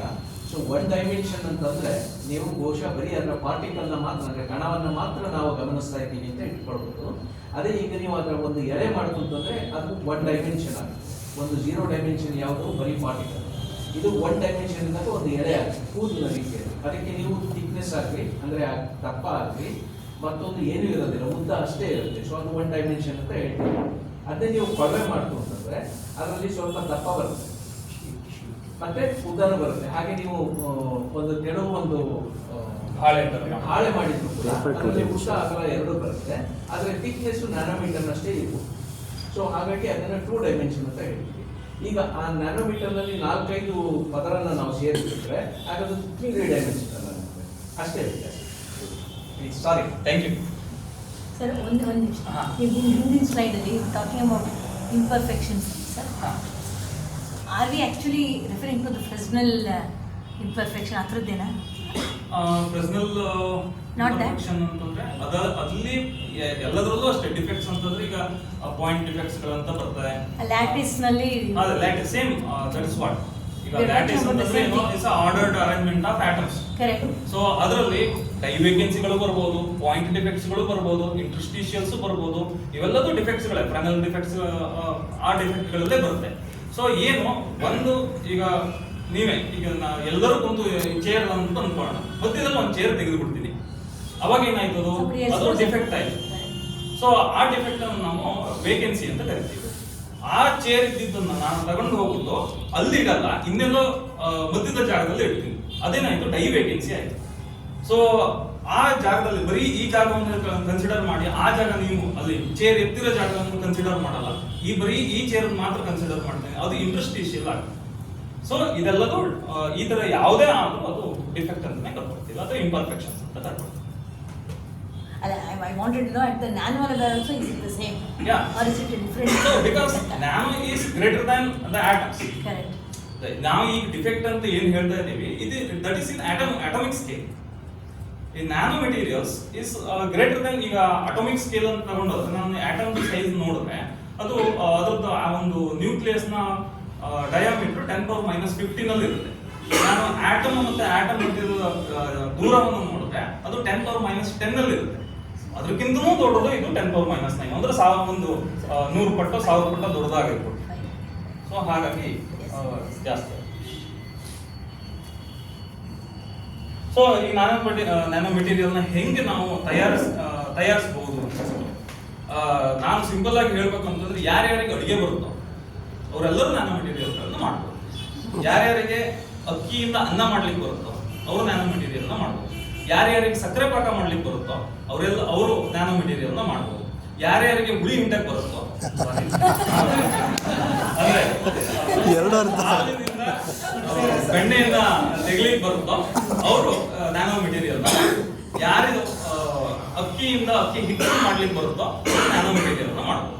ಸೊ ಈ ಮೆಥಡ್ಗಳನ್ನು ನಾವು ಯೂಶುವಲಿ ಏನೋ ಇಂಗ್ಲಿಷ್ ನಲ್ಲಿ ಹೇಳ್ಬೇಕಾದ್ರೂ ಅಥವಾ ಸೈನ್ಸ್ ಟರ್ಮ್ಸ್ ಯೂಸ್ ಮಾಡ್ಬೇಕಾದ್ರೂ ಅದು ಭಯಂಕರವಾಗಿ ಕಾಣಿಸುತ್ತೆ. ಅದು ಆಕ್ಚುಲಿ ನಾವು ದೈನಂದಿನ ಚಟುವಟಿಕೆಗಳಲ್ಲಿ ಏನೇನು ಮೆಥಡ್ಗಳನ್ನು ಯೂಸ್ ಮಾಡಿರ್ತೀವೋ ಸೇಮ್ ಮೆಥಡ್ಗಳನ್ನು ಯೂಸ್ ಮಾಡ್ಕೋಬಿಟ್ಟು ನ್ಯಾನೋ ಮೆಟೀರಿಯಲ್ನ ಸಿಂಥಸಿಸ್ ಮಾಡಬಹುದು. ಇದರಲ್ಲಿ 2 ಅಪ್ರೋಚ್ ಬರುತ್ತೆ, 2 ವಿಧಗಳು ಬರುತ್ತೆ. ಒಂದು ಟಾಪ್ ಡೌನ್ ಅಪ್ರೋಚ್, ಇನ್ನೊಂದು ಬಾಟಮ್ ಅಪ್ ಅಪ್ರೋಚ್ ಅಂತ. ಟಾಪ್ ಡೌನ್ ಅಪ್ರೋಚ್ ಅಂತಂದ್ರೆ ದೊಡ್ಡ ವಸ್ತುಗಳನ್ನು ತಗೊಳ್ಳೋದು, ಅದನ್ನ ಚಾಪ್ ಮಾಡ್ತಾ ಬರೋದಂದ್ರೆ ತುಂಡು ಮಾಡ್ತಾ ಬರೋದು. ನಾವು ನ್ಯಾನೋ ಸ್ಕೇಲ್ ಅಲ್ಲಿ ನಿಲ್ಲಿಸ್ಕೊಳ್ಳೋದು. ಈಗ ಸೆಂಟಿಮೀಟರ್ ಸ್ಕೇಲ್ ನ ಒಂದು ಮೆಟೀರಿಯಲ್ ತಗೊಳ್ಳೋದು, ಅಥವಾ ಮಿಲಿಮೀಟರ್ ಸ್ಕೇಲ್ದು ಅಥವಾ ಮೈಕ್ರೋಮೀಟರ್ ಸ್ಕೇಲ್ ತಗೊಂಡು ಅದನ್ನ ತುಂಡು ಮಾಡ್ತಾ ಬಂದು ನ್ಯಾನೋ ಸ್ಕೇಲ್ ಅಲ್ಲಿ ನಿಲ್ಲಿಸಿದ್ರೆ ಅದು ನ್ಯಾನೋ ಮೆಟೀರಿಯಲ್ ಆಗುತ್ತೆ. ಬಟ್ ಅನ್ಫಾರ್ಚುನೇಟ್ಲಿ ಇದನ್ನ ನಾವು ಇದರಲ್ಲಿ ಒಂದು 2 ವಿಧ ಇದೆ, ಬಾಲ್ ಮಿಲ್ಲಿಂಗ್ ಮೆಥಡ್ ಅಂತ ಹೇಳ್ಬಿಟ್ಟು ಮತ್ತೆ ಲೇಸರ್ ಅಬ್ಲೇಷನ್ ಮೆಥಡ್ ಅಂತ ಇನ್ನೂ ಸುಮಾರು ವಿಧಗಳಿದೆ. ಒಂದು ಎಕ್ಸಾಂಪಲ್ ಅಷ್ಟೇ. ಈ ಬಾಲ್ ಮಿಲ್ಲಿಂಗ್ ಮೆಥಡ್ ಅಂತಂದ್ರೆ ಅದೇ ಅಕ್ಕಿಯಿಂದ ಅಕ್ಕಿ ಹಿಟ್ಟನ್ನು ಮಾಡೋದು, ರಾಗಿಯಿಂದ ರಾಗಿ ಹಿಟ್ಟನ್ನು ಮಾಡೋದು ಇದೆ. ಒಂದು ದೊಡ್ಡ ವಸ್ತು, ಈಗ ನನಗೆ ಗೋಲ್ಡ್ ನ್ಯಾನೋ ಪಾರ್ಟಿಕಲ್ ಬೇಕು ಅಂತಂದ್ರೆ ದೊಡ್ಡದೊಂದು ಒಂದು ಮಿಲಿಮೀಟರ್ ಸ್ಕೇಲ್ದು ಅಥವಾ ಸೆಂಟಿಮೀಟರ್ ಸ್ಕೇಲ್ದು ಒಂದು ಬಂಗಾರದ ತುಂಡನ್ನು ತಗೊಂಡು ಅದನ್ನ ತುಂಡು ಮಾಡ್ತಾ ಬರೋದು ಅಷ್ಟೇ. ಅದು ನ್ಯಾನೋ ಸ್ಕೇಲಲ್ಲಿ ನಿಂತಾಗ ಗೋಲ್ಡ್ ನ್ಯಾನೋ ಪಾರ್ಟಿಕಲ್ ಆಗುತ್ತೆ. ಇನ್ನೊಂದು ಲೇಸರ್ ಅಬ್ಲೇಷನ್ ಅಂತಂದ್ರೆ ಒಂದು ಗೋಲ್ಡ್ ಒಂದು ಥಿನ್ ಫಿಲ್ಮ್ ತಗೊಂಡು ಒಂದು ಹಾಳೆಯನ್ನು ತಗೊಂಡು ಅದ್ರ ಮೇಲೆ ಲೇಸರ್ ಒಂದು ಅದನ್ನು ಸೊಲ್ಯೂಷನ್ ಅಲ್ಲಿ ಅದ್ದಬೇಕು, ಅದ್ದುಬಿಟ್ಟು ಒಂದು ಹೈ ಎನರ್ಜಿ ಲೇಸರ್ ಬೀಮ್ ಅನ್ನು ಅದ್ರ ಮೇಲೆ ಬೀಳಿಸ್ತೀವಿ. ಅವಾಗ ಏನಂತ ಅದು ಬಿಕಾಸ್ ಆಫ್ ಹೈ ಎನರ್ಜಿ ಅದೇ ಒಂದೊಂದು ಆಟಮ್ ಕಿತ್ತು ಆಗುತ್ತೆ. ಯೂಶಲಿ ಇನ್ ಪಾರ್ಟಿಕಲ್ ರೇಂಜ್ ಅದನ್ನ ಕಿತ್ತು ಆಗುತ್ತೆ. ಅವಾಗ ನಮಗೆ ಗೋಲ್ಡನ್ ನ್ಯಾನೋ ಪಾರ್ಟಿಕಲ್ಸ್ ಸಿಗುತ್ತೆ. ಅದೇ ತರ ನೀವು ಅಲ್ಯೂಮಿನಿಯಂ ಇಟ್ಟರೆ ಅಲ್ಯೂಮಿನಿಯಂ ನ್ಯಾನೋ ಪಾರ್ಟಿಕಲ್ ಸಿಗುತ್ತೆ, ಸಿಲ್ವರ್ ಇಟ್ಟರೆ ಸಿಲ್ವರ್ ನ್ಯಾನೋ ಪಾರ್ಟಿಕಲ್ಸ್ ಸಿಗುತ್ತೆ. ಸೊ ಇದು ಲೇಸರ್ ಅಬ್ಲೇಷನ್ ಮೆಥಡ್. ಬಟ್ ಇಲ್ಲೇ ಇವಾಗ ಒಂದು ಸ್ವಲ್ಪ ಕಾಸ್ಟ್ಲಿ ಮೆಥಡ್, ಮತ್ತೆ ಕಡಿಮೆ ಪ್ರಮಾಣದಲ್ಲಿ ಸಿಂಥಸಿಸ್ ಮಾಡಲಿಕ್ಕೆ ಕಷ್ಟ. ಈಗ ನಾನು ಬಾಲ್ ಮಿಲ್ಲಿಂಗ್ ಮೆಥಡ್ ಮಾಡಬೇಕು ಅಂತಂದ್ರೆ ಒಂದು ಕಂಟೈನರ್ ಬೇಕು, ಅದರೊಳಗಡೆ ಒಂದು ಸ್ಟೀಲ್ ಬಾಲ್ಗಳೇ ಇರುತ್ತೆ, ಸೇಮ್ ಇಲ್ಲಿ ಗ್ರೈಂಡಿಂಗ್ ಮಿಷಿನ್ ತರನೇ. ಸೊ ಅದರಲ್ಲಿ ನ್ಯಾನೋ ಪಾರ್ಟಿಕಲ್ ಅಂದ್ರೆ ಕ್ರೂಡ್ ಅಂದ್ರೆ ಒಂದು ರಾ ಮೆಟೀರಿಯಲ್ ನಾನು ಫಸ್ಟ್ ತಗೊಳ್ಬೇಕು, ಆಮೇಲೆ ಅದನ್ನ ತಿರುಗಿಸ್ತಾ ಹೋಗ್ತೀನಿ. ಅಲ್ಲಿ ಸೆಂಟ್ರಿಫ್ಯೂಜಲ್ ಎಫೆಕ್ಟ್ ಇಂದಾಗಿ ಏನಾಗುತ್ತೆ, ಅದು ಈ ಬಾಲ್ಗಳೆಲ್ಲ ಹೋಗಿ ಕಂಟೈನರ್ಗೆ ಗುದ್ದುತ್ತೆ. ಆ ಕಂಟೈನರ್ ಗುದ್ದಬೇಕಾದ್ರೆ ಮಧ್ಯದಲ್ಲಿ ಈ ಮೆಟೀರಿಯಲ್ ಬರುತ್ತೆ, ಇದನ್ನ ಗುದ್ದಿ ಅದನ್ನ ಪುಡಿ ಮಾಡಿ. ಸೊ ಇದೆಲ್ಲ ಮಾಡ್ಬೇಕು ಅಂತಂದ್ರೆ ನಾನು ಕಡಿಮೆ 1 ಗ್ರಾಮೋ 2 ಗ್ರಾಮೋ ತಗೊಳಿಕ್ಕೆ ಆಗಲ್ಲ. ಸೊ ಜಾಸ್ತಿ ಅಮೌಂಟ್ ಅನ್ನು ತಗೋಬೇಕಾಗುತ್ತೆ. ನನಗೆ ಜಾಸ್ತಿ ಅಮೌಂಟ್ ಅನ್ನು ತಗೊಳ್ಬೇಕು ಅಂತಂದ್ರೆ ರಾ ಮೆಟೀರಿಯಲ್ದು ಪ್ರಾಬ್ಲಮ್, ನನಗೆ ಅವಶ್ಯಕತೆನೂ ಇದೆ. ಸೊ ಹಾಗಾಗಿ ಈ ಮೆಥಡ್ಗಳನ್ನ ಅವಾಯ್ಡ್ ಮಾಡ್ತಾರೆ. ಸೊ ಇನ್ನೊಂದು ಬಾಟಮ್ ಅಪ್ಪರ್ ಅಪ್ರೋಚ್ ಅಂತ ಬಿಟ್ಟು, ಅಂದ್ರೆ ಫುಲ್ ಈಗ ಮೇಡಮ್ ಜೊತೆ ಮಾತಾಡ್ಬೇಕಾದ್ರೆ ಫುಲ್ ಅಟಾಮಿಕ್ ಸ್ಕೇಲ್ಗೆ ಹೋಗ್ಬಿಡ್ತೀವಿ. ಅಟಾಮಿಕ್ ಸ್ಕೇಲ್ಗೆ ಹೋಗ್ಬಿಟ್ಟು ಸರ್ ಹೇಳ್ದಂಗೆ ಕ್ಲಸ್ಟರ್ಗಳನ್ನ ಮಾಡ್ತಾ ಬರ್ತೀವಿ. ಸೊ ಅಂದ್ರೆ ಫುಲ್ ಆಟಮಿಕ್ ಅಂದ್ರೆ ಆಟಮ್ಗಳನ್ನೆಲ್ಲ ಚದುರಿಸ್ಬಿಟ್ಟು ಒಂದೊಂದೇ ಆಟಮ್ನ ಬಂದು ಕೂಡಿಸಿ ನ್ಯಾನೋ ಸ್ಕೇಲ್ ಅಲ್ಲಿ ಬಂದು ತಿಳಿಸ್ತೀವಿ. ಈಗ ನಾನು ಆವಾಗ ಹೇಳ್ಬೇಕಂತ ಹೇಳಿದೆ, ಅಟಾಮಿಕ್ ಸ್ಕೇಲ್ ಅಂತಂದ್ರೆ ಆಲ್ಮೋಸ್ಟ್ 10⁻10 ಅಲ್ಲೋ 10⁻15 ಅಲ್ಲೋ ಇರುತ್ತೆ. ಅವುಗಳನ್ನ ತಂದು 10⁻9 ಆ ಸ್ಕೇಲ್ ಅಲ್ಲಿ ನಿಲ್ಲಿಸಿದ್ರೆ ಅವಾಗೂ ಕೂಡ ನ್ಯಾನೋ ಮೆಟೀರಿಯಲ್ ಅನ್ನ ತಯಾರಿಸಬಹುದು. ಇದರಲ್ಲಿ ಬೇರೆ ಬೇರೆ ವಿಧ. ಸಾಲ್ ಜೆಲ್ ಮೆಥಡ್ ಅಂತ ಇದೆ. ಸಾಲ್ ಜೆಲ್ ಮೆಥಡ್ ಅಂತಂದ್ರೆ ನಾನು ಹೇಳ್ಬೇಕಂದ್ರೆ ಸಕ್ಕರೆ ಪಾಕ ಮಾಡುವಂಥದ್ದು ಅಷ್ಟೇ. ಸಾಲ್ ಅಂತಂದ್ರೆ ಸೊಲ್ಯೂಷನ್, ಸಕ್ಕರೆಯನ್ನು ನೀರಲ್ಲಿ ಕರಗಿಸೋದು ಅಂತ ಅಥವಾ ಶುಗರ್ ಕೇನ್ ಜ್ಯೂಸ್, ಕಬ್ಬಿನ ಜ್ಯೂಸ್ ತಗೊಂಡ್ರೆ ಅದನ್ನ ನೀವೇನ್ ಮಾಡ್ತೀರಾ, ಸಕ್ಕರೆ ಪಾಕ ಮಾಡ್ಬೇಕಪ್ಪ, ಕಬ್ಬಿನ ಜ್ಯೂಸ್ ತಗೊಳ್ತೀವಿ, ಅದನ್ನ ಹೀಟ್ ಮಾಡ್ತಾ ಬರ್ತೀವಿ. ಸೊ ಹೀಟ್ ಮಾಡ್ತಾ ಬಂದಾಗ ಮಧ್ಯದಲ್ಲಿ ಎಲ್ಲ ಒಂದು ಪಾಕದ ತರ ಆಗುತ್ತೆ. ಆ ಪಾಕವೇ ಜೆಲ್ ಅಷ್ಟೇ, ಸೋಲಿಂದ ಜೆಲ್. ಆ ಪಾಕವನ್ನು ಒಣಗಿಸಿ ಬೇರೆ ಬೇರೆ ವಿಧಾನದಲ್ಲಿ ಒಣಗಿಸ್ಬೋದು, ತುಂಬಾ ಕೂಲ್ ಮಾಡೋ ಒಣಗಿಸ್ಬೋದು, ತುಂಬಾ ಹೀಟ್ ಮಾಡೋ ಒಣಗಿಸ್ಬೋದು. ಅವಾಗಲೂ ನ್ಯಾನೋ ಪಾರ್ಟಿಕಲ್ಸ್ ಬರುತ್ತೆ. ಇನ್ನೊಂದು ಪ್ರೆಸಿಪಿಟೇಷನ್ ಹೇಳ್ತಲ್ಲ, ಹುಳಿ ಹಿಂಡೋದು ಅಂತ ಇದೆ. ಸೊ ಹಾಲು ತಗೊಳ್ತೀರಾ, what is that is the solution. ಅದಕ್ಕೆ ನಾನು ಒಂದು ರಿಯೇಜೆಂಟ್ಸ್ ನ ಹಾಕ್ತೀನಿ, ಹುಳಿ ಹಿಂಡುತ್ತೀನಿ. ಅವಾಗ ಏನಾಗುತ್ತೆ, ಒಂದು ಪ್ರೆಸಿಪಿಟೇಟ್ ಬರುತ್ತೆ. ಏನು ಪ್ರೆಸಿಪಿಟೇಟ್ ಅಂದ್ರೆ ಕರಗದೇ ಇರುವಂತದ್ದೇ ಪ್ರೆಸಿಪಿಟೇಟ್. ಅದೇ ಬೆಣ್ಣೆ ರೂಪದಲ್ಲಿ ನಮ್ಗೆ ಸಿಗುತ್ತೆ. ಈ ಬೆಣ್ಣೆನೇ ಇಲ್ಲಿ ನ್ಯಾನೋ ಪಾರ್ಟಿಕಲ್ಸ್ ಅಷ್ಟೇ. ಸೊ ಇನ್ನೊಂದು ಹೈಡ್ರೋಥರ್ಮಲ್ ಮೆಥಡ್. ವಿಷುವಲ್ ಆಗಿ ನಾನು ಅಬ್ಸರ್ವ್ ಮಾಡಬೇಕು ಅಂದ್ರೆ ಯಾವ ಲೆವೆಲ್ ಅಲ್ಲಿ ಇನ್ಸ್ಟ್ರೂಮೆಂಟ್ ಇರುತ್ತೆ ನೋಡಬಹುದು. ಆಟಮ್ ನ ನೋಡ್ಲಿಕ್ಕೆ ಇನ್ಸ್ಟ್ರೂಮೆಂಟ್ ಇಲ್ಲ, ಬಟ್ ಪಾರ್ಟಿಕಲ್ ನ ನೋಡ್ಲಿಕ್ಕೆ ಇನ್ಸ್ಟ್ರೂಮೆಂಟ್ ಇದೆ. ಮೈಕ್ರೋಸ್ಕೋಪ್ ಅಂತ ಮೈಕ್ರೋಸ್ಕೋಪಿಕ್ ಅಥವಾ ಮೈಕ್ರೋಸ್ಕೋಪ್ಸ್ ಅಂತ ಇದೆ. ಆ ಮೈಕ್ರೋಸ್ಕೋಪ್ ಗಳನ್ನು ಯೂಸ್ ಮಾಡಿಬಿಟ್ಟು ಪಾರ್ಟಿಕಲ್ ನ ನೋಡ್ಬೋದು, ಪಾರ್ಟಿಕಲ್ದು ಮುಖಗಳನ್ನು ನೋಡ್ಬೋದು. AFC ಯೂಸ್ ಮಾಡ್ತಾರೆ, AFM ನ ಯೂಸ್ ಮಾಡ್ಬೋದು. ಸ್ಕ್ಯಾನಿಂಗ್ ಎಲೆಕ್ಟ್ರಾನ್ ಮೈಕ್ರೋಸ್ಕೋಪ್ ಇದೆ, ಟ್ರಾವೆಲಿಂಗ್ ಎಲೆಕ್ಟ್ರಾನ್ ಮೈಕ್ರೋಸ್ಕೋಪ್ ಇದೆ. ಇವುಗಳನ್ನ ನೋಡ್ಬಿಟ್ಟು ಒಳಗಡೆ ಹೆಂಗಿದೆ ಅಂತ ನೋಡ್ಬೋದು, ಸ್ಟ್ರಕ್ಚರ್ಗಳನ್ನು ನೋಡ್ಬೋದು, ಮೇಲ್ಗಡೆ ಮಾರ್ಫಾಲಜಿನ ನೋಡ್ಬೋದು. ಮೇಲ್ಗಡೆ ನಮ್ಮ ರಿಸರ್ಚ್ ಆಗುತ್ತಲ್ಲ ಆಟಮ್ ಲೆವೆಲ್ ಅಲ್ಲಿ ಅದೆಲ್ಲ. So how do they actually write articles or ಅವೆಲ್ಲ ಇಂಡೈರೆಕ್ಟ್ ಮೆಥಡ್ಗಳಿಂದ, ಅದು ಹೇಳ್ತೀನಿ ನೆಕ್ಸ್ಟ್ ಯಾವ ತರ ನಾವು ಅದನ್ನ ಅನಾಲಿಸಿಸ್ ಮಾಡ್ತೀವಿ ಅಂತ ಬ್ರೀಫ್ ಆಗಿ ಹೇಳ್ತೀನಿ. ಸೊ ಇಲ್ಲಿ ಹೈಡ್ರೋಥರ್ಮಲ್ ಅಂತಂದ್ರೆ ಅನ್ನ ಮಾಡೋದೆ. ಅಕ್ಕಿಯನ್ನು ತಗೊಳ್ತೀನಿ, ಹೈ ಪ್ರೆಷರ್ ಈ ಕುಕ್ಕರ್ ನಲ್ಲಿ ಇಡ್ತೀವಿ. ಅವಾಗ ಏನಾಗುತ್ತೆ, ಹೈ ಪ್ರೆಷರ್ ನಲ್ಲಿ ಇವೆಲ್ಲದು ಇಲ್ಲಿ ಅರಳುತ್ತೆ.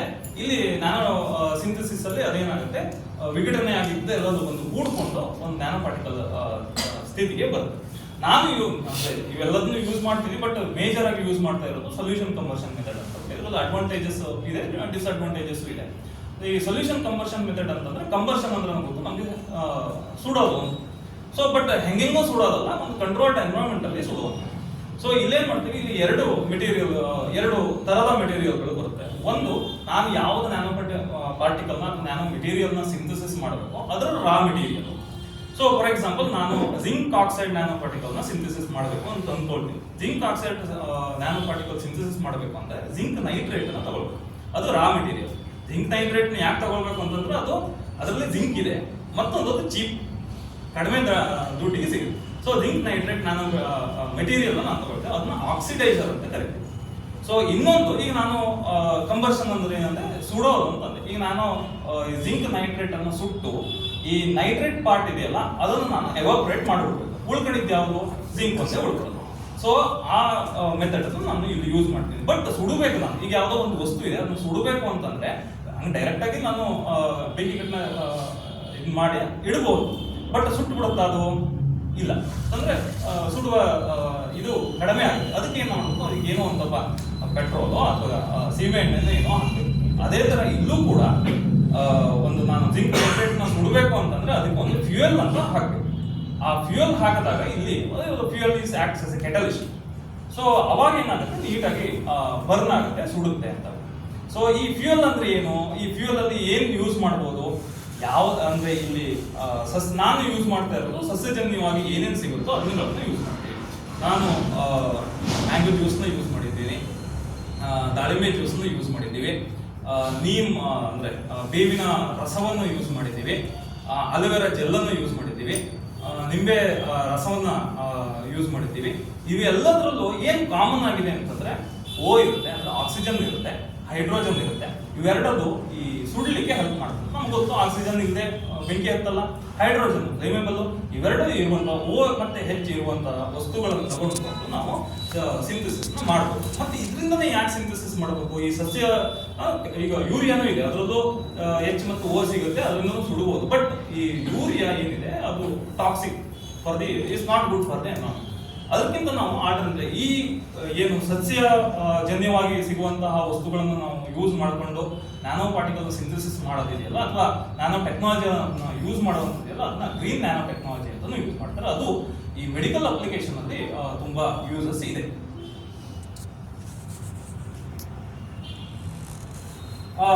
ಈಗ ಸರ್ ಕೇಳಿದ್ರು ಹೆಂಗೆ ಅದನ್ನ ಅಟಮಿಕ್ ಸ್ಕೇಲ್ ಅಲ್ಲಿ ಈಗ ಇದೆಲ್ಲ ನ್ಯಾನೋ ಪಾರ್ಟಿಕಲ್ ಎಲ್ಲ ಇಷ್ಟು ಚಿಕ್ಕದೇ ಇರುತ್ತೆ, ಫಸ್ಟ್ ಆಫ್ ಆಲ್ ಕಾಣಿಸಲ್ಲ, ಆದ್ರೂ ಅದನ್ನ ಹೆಂಗೆ ನಾವು ಪಬ್ಲಿಕೇಶನ್ ಮಾಡ್ಬೇಕಾದ್ರೆ ಅಥವಾ ಅದನ್ನ ಅನಾಲಿಸಿಸ್ ಮಾಡೋದು ಹೇಗೆ ಅಂತ ನಾನೇನೋ ಹೇಳ್ಕೊಡ್ತೀನಿ. ಜಿಂಕ್ ನ್ಯಾನೋ ಪಾರ್ಟಿಕಲ್ ನಾನು ಸಿಂಥಸಿಸ್ ಮಾಡಬೇಕು ಅಂತ ಅಂದ್ಕೊಂಡಿದ್ದೀನಿ, ನಾನು ಏನೋ ಒಂದು ಮೆಥಡ್ ಅಲ್ಲಿ ಮಾಡಿದೆ, ಜಿಂಕ್ ನ್ಯಾನೋ ಪಾರ್ಟಿಕಲ್ ಬಂತು ಅಂತ ಹೇಗೆ ಕಂಡು ಹಿಡ್ಕೊಳ್ಳೋದು, ಅದ್ರದ್ದು ಸ್ಟ್ರಕ್ಚರ್ ಏನು, ಹೇಗೆ ಅದು ಏನು ತಯಾರು ಆಗಿದೆ, ಒಳಗಡೆ ಅಟಾಮಿಕ್ ಅರೇಂಜ್ಮೆಂಟ್ ಹೇಗಿದೆ, ಒಂದೇ ಆಟಮು ಇನ್ನೊಂದು ಆಟಮು ಯಾವ ತರದಲ್ಲಿ ಅದು ಸಂಯೋಜನೆ ಆಗಿದೆ ಹೇಳುವಂತ ತಿಳ್ಕೊಳ್ಳೋದು ಹೇಗೆ, ನಮಗೆ ಕಣ್ಣಿಗೆ ಕಾಣಿಸಲ್ಲ ಅಲ್ಲ. ಸೊ ಅದಕ್ಕೆ ಯೂಸ್ ಮಾಡುವಂತಹ ಒಂದು ಮೆಥಡ್ ಎಕ್ಸ್ರೇ ಡಿಫ್ರಾಕ್ಷನ್ ಅಂತ. ಎಕ್ಸ್ರೇ ಡಿಫ್ರಾಕ್ಷನ್ ನಮ್ಗೆ ಗೊತ್ತು, ಎಕ್ಸ್ರೇ ಕ್ಷಕಿರಣಗಳು, ಅದನ್ನು ನಾವು ಏನಕ್ಕೆ ಯೂಸ್ ಮಾಡ್ತೀವಿ, ನಾರ್ಮಲ್ ಇದರಲ್ಲಿ ಮೂಳೆಗಳಿಗೆ ಏನಾದ್ರು ಮುರಿದೋಗಿದೆ ಅಂತಂದ್ರೆ ಅದನ್ನ ಚೆಕ್ ಮಾಡ್ಲಿಕ್ಕೆ, ಸೇಮ್ ಇದು ಅಷ್ಟೇ ಒಳಗಡೆ ಹೇಗಿದೆ ಅಂತ ಚೆಕ್ ಮಾಡ್ಲಿಕ್ಕೆ ನಾವು ಇದನ್ನು ಯೂಸ್ ಮಾಡ್ತೀವಿ. ಇದನ್ನ ಯೂಸ್ ಮಾಡ್ಕೋಬೇಕು ಒಂದು ಆಟಮು ಇನ್ನೊಂದು ಆಟಮು ಯಾವ ರೀತಿಯಲ್ಲಿ ಸಂಯೋಜನೆ ಆಗಿದೆ ಅಂತ ಹೇಳ್ಬಿಟ್ಟು, ಯಾವ ರೀತಿಯಲ್ಲಿ ಒಂದೊಂದು ಮೆಟೀರಿಯಲ್ ಒಂದೊಂದು ರೀತಿಯಲ್ಲಿ ಸಂಯೋಜನೆ ಆಗುತ್ತೆ. ಇದರಲ್ಲಿ ನಾವು ಕ್ರಿಪ್ಟೋಗ್ರಫಿಯಲ್ಲಿ ಅಂದ್ರೆ ಓದಿದ್ರೆ ಅದರಲ್ಲಿ ಗೊತ್ತಿರುತ್ತೆ 7 ವಿಧಗಳಲ್ಲಿ ಅದು ಒಂದು ಸಂಯೋಜನೆ ಆಗುತ್ತೆ. ಅದು ಕ್ಯೂಬಿಕ್ ಇರ್ಬೋದು, ಟ್ರೈಕ್ಲಿನಿಕ್ ಇರ್ಬೋದು, ಟೆಟ್ರಾಗನಲ್ ಇರ್ಬೋದು, ಆರ್ಥೋರೋಮಿಕ್ ಇರ್ಬೋದು, ರಂಬ ಹೆಡ್ರಲ್ ಇರ್ಬೋದು. ಈ ತರ 7 ನೀವು ಯಾವುದೇ ಜಗತ್ತಿನಲ್ಲಿರುವ ಯಾವುದೇ ಮೆಟೀರಿಯಲ್ ತಗೊಂಡ್ರು ಈ 7 ವಿಧಗಳಲ್ಲಿ ಬಂದು ಬೀಳ್ಬೇಕು. ಅದರಲ್ಲಿ ಮತ್ತೆ ಸಬ್ ಡಿವಿಷನ್ಸ್ ಇದೆ, 1, 2, 3 ಅಂತ. ಸಿಂಪಲ್ ಕ್ಯೂಬಿಕ್ ಅಂತ ತಗೊಂಡ್ರು ಅದರಲ್ಲಿ ಮತ್ತೆ 3 ವಿಧ ಬರುತ್ತೆ. Simple cubic, face centred, body centred ಅಂತ. ಈ ತರ ಒಟ್ಟು ಈ 7 ಮೇಜರ್ ವಿಧಗಳಲ್ಲಿ ಯಾವುದೇ ಮೆಟೀರಿಯಲ್ ತಗೊಂಡು ಇದರಲ್ಲಿ ಒಂದು ಅದು ಅದರಲ್ಲಿ ಒಂದು ಹಾಕಬೇಕು. ಸೊ ಇದರಲ್ಲಿ ಹೇಗಿದೆ ಸ್ಟ್ರಕ್ಚರ್ ಅಂತ ತಿಳ್ಕೊಳ್ಳಿಕ್ಕೆ ನಾವು ಎಕ್ಸ್ರೇ ಡಿಫ್ರಾಕ್ಷನ್ ಅನ್ನ ಯೂಸ್ ಮಾಡ್ತೀವಿ. ಮತ್ತೆ ನೋಡೋದು ಹೇಗೆ ಅಂತ ಕೇಳಿದ್ರೆ ಈ ಸ್ಕೇಲಲ್ಲಿ ಇರುವಂತ ನೋಡೋದು ಹೇಗೆ, ಇದರಲ್ಲಿ ಸರ್ ಹೇಳ್ದಂಗೆ AFM ಇದೆ, ಅಟಾಮಿಕ್ ಫೋರ್ಸ್ ಮೈಕ್ರೋಸ್ಕೋಪ್ ಅಂತಿದೆ, STM ಅಂತಿದೆ, ಸ್ಕ್ಯಾನಿಂಗ್ ಟನಲಿಂಗ್ ಮೈಕ್ರೋಸ್ಕೋಪ್ ಅಂತಿದೆ.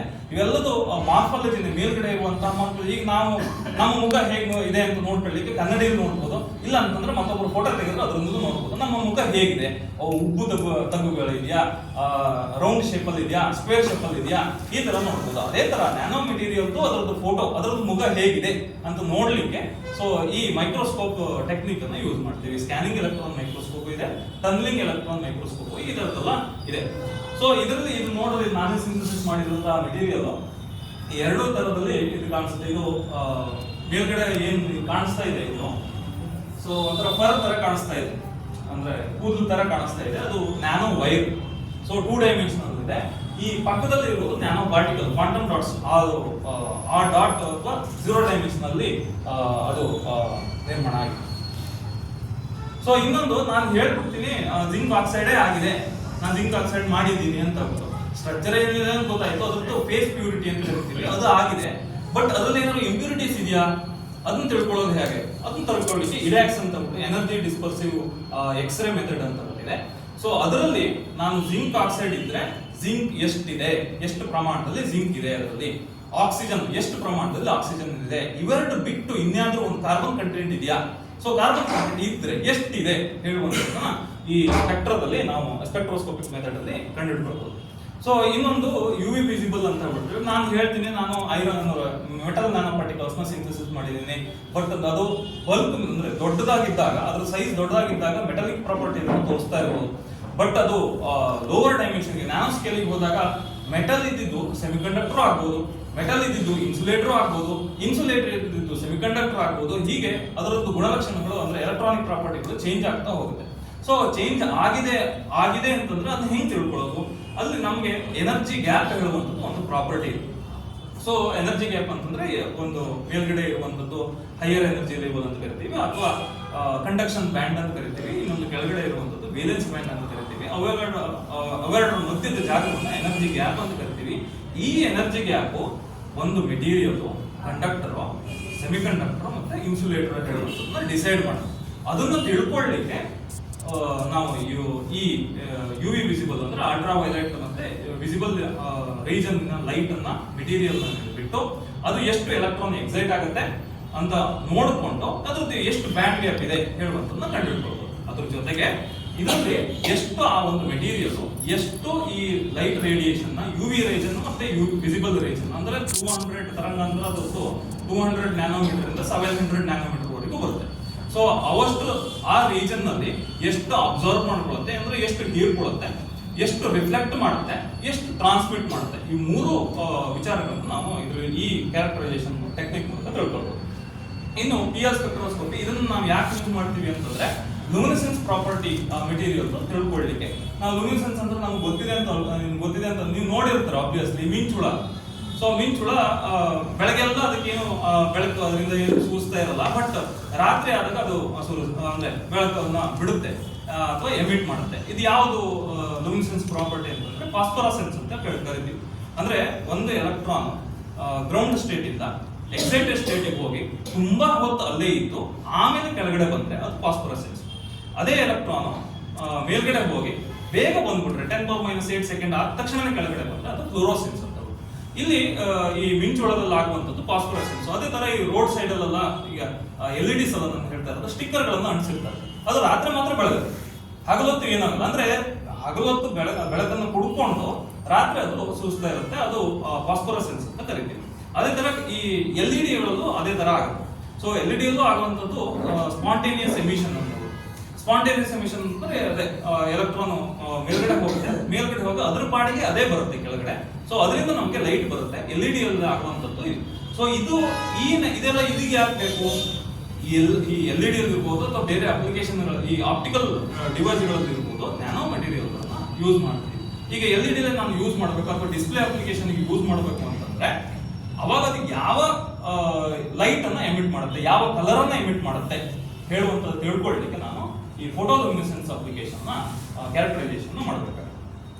ಸೊ ಅದೇ ತರ ಇನ್ನು ಈಗ ನೀವು ಮೆಟೀರಿಯಲ್ ಸಿಂಥಸಿಸ್ ಮಾಡ್ತೀರಲ್ಲ, so naturally chemical structure change ಆಗುತ್ತೆ. ಮೊದಲೇನಿರುತ್ತೆ ನೀವು ಸಿಂಥಸಿಸ್ ಮಾಡಿದ್ಮೇಲೆ ಅದು ಹೇಗೆ ಕಂಡುಹಿಡಿತೀರ ಏನು ಕಾನ್ಫಿಡೆನ್ಸ್ ಚೇಂಜ್ ಆಗಿದೆ ಅಂತ? ಚೇಂಜ್ ಆಗಿದೆ ಅಂತಂದ್ರೆ ನಮ್ಗೆ ಚೇಂಜ್ ಆಗುತ್ತೆ ಹೇಳೋದು ಗೊತ್ತು. ನಮ್ಗೆ ಚೇಂಜ್ ಆಗುವಂಥದ್ದು ಅವಶ್ಯಕತೆನೇ ಇಲ್ಲ, ಅಂದ್ರೆ ನನ್ಗೆ ಗೊತ್ತಿದೆ ಅಂತ. ಈಗ ಜಿಂಕ್ ನೈಟ್ರೇಟ್ ನಾನು ತಗೊಂಡಿದ್ದೀನಿ, ಜಿಂಕ್ ಆಕ್ಸೈಡ್ ನಾನು ಸಿಂಥಸಿಸ್ ಮಾಡಬೇಕು ಅಂತ ಅನ್ಕೊಂಡಿದ್ದೀನಿ. ಜಿಂಕ್ ನೈಟ್ರೇಟ್, ಆ ಜಿಂಕ್ ನೈಟ್ರೇಟ್ ಅಲ್ಲಿ ಒಂದು ಸ್ಟ್ರಕ್ಚರ್ ಇದೆ. ಅದಾದ್ಮೇಲೆ ನಾನು ಇನ್ಯಾವುದೋ ಒಂದು ಫ್ಯೂಲ್ ಹಾಕ್ತೀನಿ, ಅದ್ರದ್ದು ಸ್ಟ್ರಕ್ಚರ್ ಇದೆ. ಅವೆರಡದು ಸಂಯೋಜನೆ ಆದ್ಮೇಲೆ ನನಗೊಂದು ಬರುತ್ತಲ್ಲ ಪ್ರಾಡಕ್ಟ್. ನನಗೆ ಇಂಪಾರ್ಟೆಂಟ್ ಆಗಿರೋದು ಆ ಪ್ರಾಡಕ್ಟ್ ಅದಷ್ಟೇ. ನನಗೆ ಜಿಂಕ್ ಆಕ್ಸೈಡ್ ಬಂದಿದ್ಯಾ ಅಂತ ಹೇಳೋದಷ್ಟೇ ಇಂಪಾರ್ಟೆಂಟ್ ಹೊರತುವೆ ಮುಂಚೆ ಇದ್ದಿದ್ದ ಸ್ಟ್ರಕ್ಚರ್ ಏನಿತ್ತು ಅನ್ನೋದು ಅವಶ್ಯಕತೆನೇ ಇಲ್ಲ. ಅಲ್ಲ ಅದು ಮಾಡಬಹುದು. ಅದನ್ನ ಸ್ಟಡಿನ ಈಗ ಅದನ್ನ simple If I want to just find out the chemical structure before and after, is it ಮಾಡ್ಬೋದು. ಈಗ ಜಿಂಕ್ ನೈಟ್ರೇಟ್ ನ ಸ್ಟ್ರಕ್ಚರ್ ನಾನು ತಗೊಳ್ತೀನಿ, ಮತ್ತೆ ಫ್ಯೂಯಲ್ ಸ್ಟ್ರಕ್ಚರ್ ನ ತಗೊಳ್ತೀನಿ, ಅವೆರಡು ಹೇಗಿತ್ತು ಅದಾದ್ಮೇಲೆ ಇದು ಹೇಗೆ ಬಂತು ಇವೆಲ್ಲದನ್ನು ಈ ಎಕ್ಸೈಡ್ ಇಂದನೇ ಮಾಡ್ಕೋಬಹುದು. ಯಾವುದು ಎಕ್ಸೈಡ್ ಇಲ್ಲ ಅಂತಂದ್ರೆ NMR ಅಂತಿದೆ, ಆ ಇದರಿಂದನೂ ಸ್ಟಡಿ ಮಾಡ್ಬೋದು, ಏನು ಸಮಸ್ಯೆ. ಅದರಲ್ಲಿ ಕೆಮಿಕಲ್ ಕಾಂಪೋಸಿಷನ್ ಕೊಡುತ್ತೆ. ಇನ್ನೊಂದು FTIR ಅಂತಿದೆ, ಫೋರಿಯರ್ ಟ್ರಾನ್ಸ್ಫಾರ್ಮೇಷನ್ ಇನ್ಫ್ರಾರೆಡ್ ಸ್ಪೆಕ್ಟ್ರೋಸ್ಕೋಪಿ ಅಂತ. ಅದರಲ್ಲೂ ಕೆಮಿಕಲ್ ಕಾಂಪೋಸಿಷನ್ ಈಗ ಈಗ ಅದರಲ್ಲಿ ನಾವು ಗ್ರೂಪ್ಗಳಂತ, ಕೆಮಿಕಲ್ ಗ್ರೂಪ್ಗಳಂತ ಅಥವಾ ವೈಬ್ರೇಷನಲ್ ಗ್ರೂಪ್ಗಳಂತ ಕರಿತೀವಿ. CH ಬಾಂಡ್ ಇರ್ಬೋದು, OH ಬಾಂಡ್ ಇರ್ಬೋದು, OO ಬಾಂಡ್ ಇರ್ಬೋದು, CC ಬಾಂಡ್ ಇರ್ಬೋದು. ಸೊ ಈ ತರದ್ಗಳನ್ನ ನಾವು NMR ಅಲ್ಲೂ ಹೇಳ್ಕೋಬಹುದು, FTIR ಅಲ್ಲೂ ಮಾಡೋದು. ಅಂದರೆ ಸ್ಥೂಲವಾಗಿ ನ್ಯಾನೋ ಪಾರ್ಟಿಕಲ್ಸ್ನ ನಾವು ಮಾಡುವಾಗ ಅವುಗಳ ಯಾವ ಪ್ರಾಪರ್ಟಿಯನ್ನು ನಾವು ಗಮನಿಸ್ತಾ ಇದ್ದೀವಿ, ಅದಕ್ಕೆ ತಕ್ಕಾಗಿ ನಾವು ಈ ಟೆಸ್ಟ್ಗಳನ್ನು ಬಳಸ್ಬೋದು. ಹೌದು. ಈಗ ಗಾತ್ರ ಬೇಕು ಅಂತಂದರೆ ಒಂದು ಅದರದ್ದು ಅಂದರೆ ಗ್ರೂಪ್ಸ್, ಅಂದರೆ ಅದರಲ್ಲಿ ರಿಯಾಕ್ಟಿವ್ ಗ್ರೂಪ್ಸ್ ಅಂತ ಹೇಳ್ತೀವಿ. ಅಂದರೆ ಒಂದು ಯಾವುದೇ ಒಂದು ಕೆಮಿಕಲ್ನಲ್ಲಿ ಯಾವುದಾದ್ರೂ ಒಂದು ವಿಶೇಷವಾದ ಗುಣ ಇದೆ ಅಂದರೆ, ಅದು ವಿಶೇಷವಾದ ಒಂದು ಕ್ರಿಯೆ ಆಗುತ್ತೆ ಅಂದರೆ ಒಂದು ರಿಯಾಕ್ಟಿವ್ ಗ್ರೂಪ್ ಇರುತ್ತೆ. ಆ ಗ್ರೂಪ್ನ ಬಗ್ಗೆ ಮಾತ್ರ ನಾವು ಇದು ಮಾಡುವಾಗ NMR ಉಪಯೋಗಿಸ್ತೀವಿ. ಅಥವಾ ಅದರದ್ದು ಕಂಡಕ್ಟಿವ್ ಪ್ರಾಪರ್ಟಿ ಮಾತ್ರ ನಾವು, ಅಂದರೆ ಅದು ಎಲೆಕ್ಟ್ರಾನಿಕಲಿ ಸೆಮಿ ಕಂಡಕ್ಟರ ಅಥವಾ ಕಂಡಕ್ಟರ ಮತ್ತೊಂದು ಅಂತ ಮಾಡಬೇಕಾದ್ರೆ ನಾವು ವಿಸಿಬಲ್ ಸ್ಪೆಕ್ಟ್ರೋಮೆಟ್ರಿ ಅಥವಾ UV ಸ್ಪೆಕ್ಟ್ರೋಮೆಟ್ರಿ ಅಂದರೆ ಬ್ಯಾಂಡ್ ಗ್ಯಾಪ್, ಅಂದರೆ depending upon application use. Thank you. ಅದ್ರ ಜೊತೆಗೆ ನಾವು ಅಪ್ಲಿಕೇಶನ್ ಬೇಕು, ಅದ್ರ ಜೊತೆಗೆ ನಾವು ಫಸ್ಟ್ ನಮ್ಗೆ ಬೇಕಾಗಿರೋದು ಅದು ಆಗಿದೆಯಾ ಇಲ್ಲ ಹೇಳೋದೇ. ಹಾಗಾಗಿ ನೀವು ಯಾವುದೇ ಪಬ್ಲಿಕೇಶನ್ ನೋಡಿದ್ರೆ, ಜರ್ನಲ್ ಪಬ್ಲಿಕೇಶನ್ ನ್ಯಾನೋ ಮೆಟೀರಿಯಲ್ಸ್ ಮೇಲೆ ನೋಡಿದ್ರೆ ಈ ಮೇಲ್ಗಡೆ ಮೂರಿದಾವಲ್ಲ ಅದು ಇದ್ದೇ ಇರುತ್ತೆ. ಬಟ್ ಫಿಸಿಕಲ್ ಸ್ಟ್ರಕ್ಚರ್ ಅಲ್ಲ ಸರ್ ಚೇಂಜ್ ಆಗೋದು, ಕೆಮಿಕಲ್ ಚೇಂಜ್ ಆಗುತ್ತಾ? ಕೆಮಿಕಲ್ ಸ್ಟ್ರಕ್ಚರ್ ಚೇಂಜ್ ಅಂತ ಕರೆಯಲ್ಲ, ಅಲ್ಲಿ ಸ್ಟ್ರಕ್ಚರ್ ಫಾರ್ಮ್ ಆಗುತ್ತೆ. Basic chemical structure I don't think will be hampered. It is a physical structure which will. Actually, madam, ನನ್ನ ಕ್ವೆಶ್ಚನ್ ಏನಿತ್ತು ಅಂದ್ರೆ, suppose ಈಗ ಎಷ್ಟು ಮಾಲಿಕ್ಯೂಲ್ ಹೈಡ್ರೋಜನ್, ಎಷ್ಟು ಮಾಲಿಕ್ಯೂಲ್ ಆಕ್ಸಿಜನ್, ಅದು ಈಗ ಸೊ ಆ ಕೆಮಿಕಲ್ ಸ್ಟ್ರಕ್ಚರ್ ಬರೀತಾರಲ್ಲ, ಸೊ ಅದನ್ನ ಹೆಂಗೆ ಐಡೆಂಟಿಫೈ ಮಾಡ್ತೀರಾ ಅಂತ. ಅದು chemical structure that is in terms of organic ಕೆಮಿಸ್ಟ್ರಿಯಲ್ಲಿ ಬರುವಂಥದ್ದು. ಇಲ್ಲಿಂದ ಇದು ಯೂಶಲಿ ನಾನು ಈಗ ಮಾತಾಡ್ತಾ ಇರುವಂಥದ್ದು ಆರ್ಗ್ಯಾನಿಕಲ್ ನ್ಯಾನೋ ಪಾರ್ಟಿಕಲ್ಸ್ ನ ಸಿಂಥೆಸಿಸ್ ಮಾಡ್ಬೋದು, ಮಾಡೋಕ್ಕಾಗಲ್ಲ ಅಂತಲ್ಲ. ಇದು ನಾನು ಮೇಜರ್ ಆಗಿ ನಾನು ವರ್ಕ್ ಮಾಡ್ತಾ ಇರೋದು ಮತ್ತು ಮೇಜರ್ ಆಗಿ ಮಾತಾಡ್ತಾ ಇರೋದು ಇನ್ಆರ್ಗ್ಯಾನಿಕ್ ನ್ಯಾನೋ ಪಾರ್ಟಿಕಲ್ಸ್ ಬಗ್ಗೆ. ಸೊ ಹಾಗಂತ ಬಿಟ್ಟು ಕೆಮಿಕಲ್ ಸ್ಟ್ರಕ್ಚರ್ ಚೇಂಜ್ ಆಗುತ್ತಾ? ಚೇಂಜ್ ಆಗುತ್ತೆ. ಅಂದ್ರೆ ನೀವು ಹೇಳ್ತಾ ಇರೋದು ಹೇಗೆ ಅಂತಂದ್ರೆ, ನಾನು ಈಗ ಮುಂಚೆ ನಾವು ಯಾವುದೋ ಒಂದು ರಾ ಮೆಟೀರಿಯಲ್ ನ ಯೂಸ್ ಮಾಡಿದೀವಲ್ಲ, ಆ ಕೆಮಿಕಲ್ ಸ್ಟ್ರಕ್ಚರ್ ಇಲ್ಲಿ ಬಂದು ಕೂತ್ಕೊಳ್ಳೋದು. ಆಬ್ವಿಯಸ್ಲಿ ಇದು ನಮ್ಗೆ ಈಗ ನಾವು ಕೆಮಿಕಲ್ ಈಕ್ವೇಶನ್ ನ ಬರೆದಿರ್ತೀವಿ. ಈಗ ಈ ಕಡೆ ಒಂದು ಕೆಮಿಕಲ್ ತಗೊಂಡಿದ್ದೀವಿ, ಬಿ ಒಂದು ಕೆಮಿಕಲ್ ತಗೊಂಡಿದ್ದೀವಿ, ಅವೆರಡನ್ನು ಸೇರಿಸಿದಾಗ ನನಗೊಂದು ರಿಸಲ್ಟೆಂಟ್ ಬಂದಿದೆ ಅಂತ ಬಿಟ್ಟು ನಾವು ಬರೀತೀವಲ್ಲ, ಆಬ್ವಿಯಸ್ಲಿ ಈ ಕಡೆ ಇರುವಂತ ಸ್ಟ್ರಕ್ಚರ್ ಆಬ್ವಿಯಸ್ಲಿ ಇಲ್ಲ ಅಲ್ಲಿ ಬಟ್ ಎಕ್ಸಾಕ್ಟ್ ಕೆಮಿಕಲ್ ಸ್ಟ್ರಕ್ಚರ್ ಅಂತ ಗೊತ್ತಾಗುತ್ತೆ ಗೊತ್ತಾಗುತ್ತೆ, ಆಬ್ವಿಯಸ್ಲಿ ಗೊತ್ತಾಗುತ್ತೆ. ಇದು ಮೇಡಮ್ ಹೇಳಿದಂಗೆ ಇದು ಫಿಸಿಕಲ್ ಸ್ಟ್ರಕ್ಚರ್, ಒಂದು ಆಟಮ್ ಇನ್ನೊಂದು ಆಟಮ್ ಜೊತೆ ಹೇಗಿದೆ ಅಂತ ಇದನ್ನ ಯೂಸ್ ಮಾಡೋದಕ್ಕೆ ಕೆಮಿಕಲ್ ಸ್ಟ್ರಕ್ಚರ್ ನ ಬರೀಬಹುದು. ಈಗ ಕೆಮಿಕಲ್ ಸ್ಟ್ರಕ್ಚರ್ ಅಂದ್ರೆ ಏನು? ಒಂದು ಕಾರ್ಬನ್ಗೆ ಇನ್ನು ಎಷ್ಟು ಆಕ್ಸಿಜನ್ ಕೂತ್ಕೊಂಡಿದೆ, ಕೆಮಿಕಲ್ ಸ್ಟ್ರಕ್ಚರ್ ಇಸ್ ಅಲ್ವಾ, ಅದನ್ನ ಬರ್ಕೊಳ್ಬಹುದು, ಸಮಸ್ಯೆ. ಸೊ ಆ ಎಕ್ಸ್ರೇ ಡಿಫ್ರಾಕ್ಷನ್ ಯೂಸ್ ಮಾಡ್ಕೊಂಡು ಮಾಡ್ಕೋಬಹುದು. ಅದನ್ನ ಮಾಡ್ದೇನು ಮಾಡ್ಬೋದು. ನಮ್ಗೆ ಮುಂಚೆನೆ ಗೊತ್ತಿರುತ್ತಲ್ಲ ನಾವು ಯಾವ ಕೆಮಿಕಲ್ಸ್ ನ ಯೂಸ್ ಮಾಡ್ತಾ ಇದೀವಿ ಅಂತ.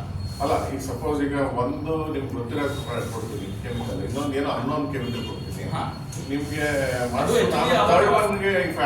ಫೈಂಡ್ ಔಟ್ ಅದು ಮಾಡ್ಬೋದು. ಈ ಎಕ್ಸ್ರೇ ಡಿಫ್ರಾಕ್ಷನ್ ಯೂಸ್ ಮಾಡ್ಕೊಂಡು ಮಾಡ್ಬೋದು.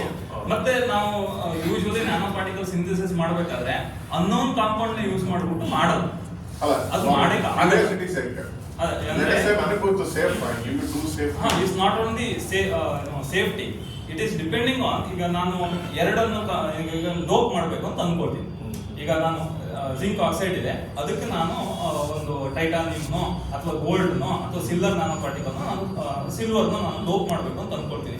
ಅದು ನಾನು ಅನ್ಕೊಂಡು ಅಥವಾ ಅದಕ್ಕೆ ಹಾಕಿದ ತಕ್ಷಣ ಅದು ಡೋಪ್ ಆಗ್ಬಿಡಲ್ಲ ಅಂತ. ಸೊ ಅಲ್ಲಿ ಏನಾಗುತ್ತೆ, ಅಲ್ಲ ಆಗ್ಬೇಕು ಅಂತಂದ್ರೆ ಎರಡು ಕಾನ್ಸೆಪ್ಟ್ ನಾವು ಅರ್ಥ ಮಾಡ್ಕೋಬೇಕು. ಒಂದು ಅಫಿನಿಟಿ ಚಾರ್ಜ್ ಸ್ಟೇಟ್ ಅಂತ ಕರಿತೀವಿ.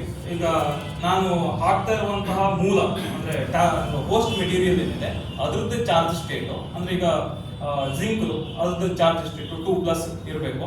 ಅದ್ರ ನಾನು ಹಾಕ್ತಾ ಇರುವ ಡೋಪ್ಮೆಂಟ್ 2+ ಇದ್ದರೆ ಅವಾಗ ಅವೆರಡದು ಡೋಪ್ ಆಗಿದೆ. ಇಲ್ಲ ಅಂತಂದ್ರೆ ಆಗಲ್ಲ. ಅದ್ರ ಜೊತೆಗೆ ಈಗ ಹೋಸ್ಟ್ ಮೆಟೀರಿಯಲ್ದು ಜಿಂಕ್ದು ಅಯೋನಿಕ್ ರೇಡಿಯಸ್ ಎಷ್ಟು ಇರುತ್ತೆ? 0.6 ಅಥವಾ 0.7 ಏನೋ ಆಂಗ್ಸ್ಟ್ರಾಂಗ್ ಇರುತ್ತೆ. ನೀವು ಹಾಕ್ತಾ ಇರುವ ಡೋಪೆಂಟ್ದು ಅದು 1.2 ಇದ್ರೆ ಅದು ಹೋಗಿ ಕುತ್ಕೊಳ್ಳಲ್ಲ ಜಾಗ. ಈಗ ನನ್ನ ಜಾಗ ಇರೋದೇ ಇಷ್ಟು, ನೀವು ಮತ್ತೊಂದು ದೊಡ್ಡ ಬಂಡೆ ತಂದಲ್ಲಿ ಇಡ್ತೀನಿ ಅಂತಂದ್ರೆ ಆಗಲ್ಲ. ಸೊ ಹಾಗಾಗಿ ಇವೆರಡನ್ನು ನೋಡ್ಕೊಂಡು ನಾವು ಈ ತರ ಇದು ಮಾಡಬೇಕಾಗುತ್ತೆ. ಸಪೋಸ್ ಈಗ ನಾನು ನನಗೆ ಗೊತ್ತು ಹೈಡ್ರೋಜನ್ ಪೆರಾಕ್ಸೈಡ್ ಅಂತ ಪ್ಲೀಸ್.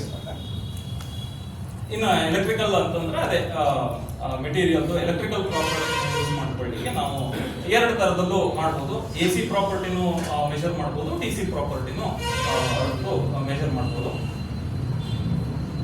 ಇನ್ನು ನ್ಯಾನೋ ಟೈಮ್ ಇದೆ ಅಂತ ಅಂದ್ಕೊಳ್ತೀನಿ. ಸೊ ಈ ನ್ಯಾನೋ ತಂತ್ರಜ್ಞಾನ ಟೆಕ್ನಾಲಜಿನ ಎಲ್ಲೆಲ್ಲಿ ಹೇಗೆ ಯೂಸ್ ಮಾಡ್ತಾ ಇದ್ದಾರೆ ಅಂತ ಮೊದಲು ನಮಗೆ ನಾವು ತುಂಬಾ ಯೂಸ್ ಮಾಡ್ತಾ ಇರುವಂತಹ ಫೀಲ್ಡ್ ಏನಿದೆ ಅಂತಂದ್ರೆ ಎಲೆಕ್ಟ್ರಾನಿಕ್ಸ್ ಫೀಲ್ಡ್. ಗ್ಯಾಜೆಟ್ಗಳನ್ನ ಸಿಕ್ಕಾಪಟ್ಟೆ ಯೂಸ್ ಮಾಡ್ತಾ ಇದೀವಿ. ಅದು ಎಲ್ಲರಲ್ಲೂ ಆಲ್ಮೋಸ್ಟ್ ಎಲ್ಲರಲ್ಲೂ ನ್ಯಾನೋ ಟೆಕ್ನಾಲಜಿ ಇದೆ. ಈಗ ಮೊದಲನೇದಾಗಿ ಈಗ ನಾವು ಲ್ಯಾಪ್ಟಾಪೇ ಇರ್ಬೋದು, ಇಲ್ಲ ಅಥವಾ ಡೆಸ್ಕ್ಟಾಪ್ ಗಳಿಗೆ ಇರ್ಬೋದು, ಒಟ್ಟಿನಲ್ಲಿ ಕಂಪ್ಯೂಟರ್ನಲ್ಲಿ ನಮ್ಗೆ ಗೊತ್ತು ಅದರದ್ದು heart of or soul of the computer is the microprocessor. ಆ ಮೈಕ್ರೋ ಪ್ರೊಸೆಸರ್ದು ಸೈಜ್ ಎಷ್ಟು ಅಂತಂದ್ರೆ ಏನು ಒಂದು 5 ಸೆಂಟಿಮೀಟರ್ ಬೈ 5 ಸೆಂಟಿಮೀಟರ್ ಇರ್ಬೋದು. ಸೊ ಆ 5 ಸೆಂಟಿಮೀಟರ್ ಬೈ 5 ಸೆಂಟಿಮೀಟರ್ ಅಲ್ಲಿ ಎಷ್ಟು ಈಗ ನಮಗೆ ಆಲ್ಮೋಸ್ಟ್ ಈಗ i9 ಜನರೇಷನ್ ಇದೆ, 9th ಜನರೇಷನ್ 12th ಜನರೇಷನ್ ವರೆಗೂ ಹೋಗಿದ್ದೀವಿ. ಅದರಲ್ಲಿ ಇರುವಂತಹ ಮೂಲ ಡಿವೈಸ್ ಯಾವುದು ಅಂತಂದ್ರೆ ಟ್ರಾನ್ಸಿಸ್ಟರ್ಸ್. ಕಂಪ್ಯೂಟರ್ಗೆ ಗೊತ್ತಿರೋದು ಎರಡೇ ಏನೋ ನಂಬರ್. ಯಾರು ನಮ್ಮಷ್ಟು ಅಲ್ಲ ಅಂತ ಅನ್ಕೊಳ್ಳೋಣ, ನಾವೇ ಬುದ್ಧಿವಂತರು ಅಂತ 0 ಮತ್ತು 1 ಅಷ್ಟೇ. ಸೊ 0 ಮತ್ತು 1 ಅದು ಸ್ವಿಚಿಂಗ್ ಪರ್ಪಸ್ ಆಗಿ ಟ್ರಾನ್ಸಿಸ್ಟರ್ ಕೆಲಸ ಮಾಡುತ್ತೆ.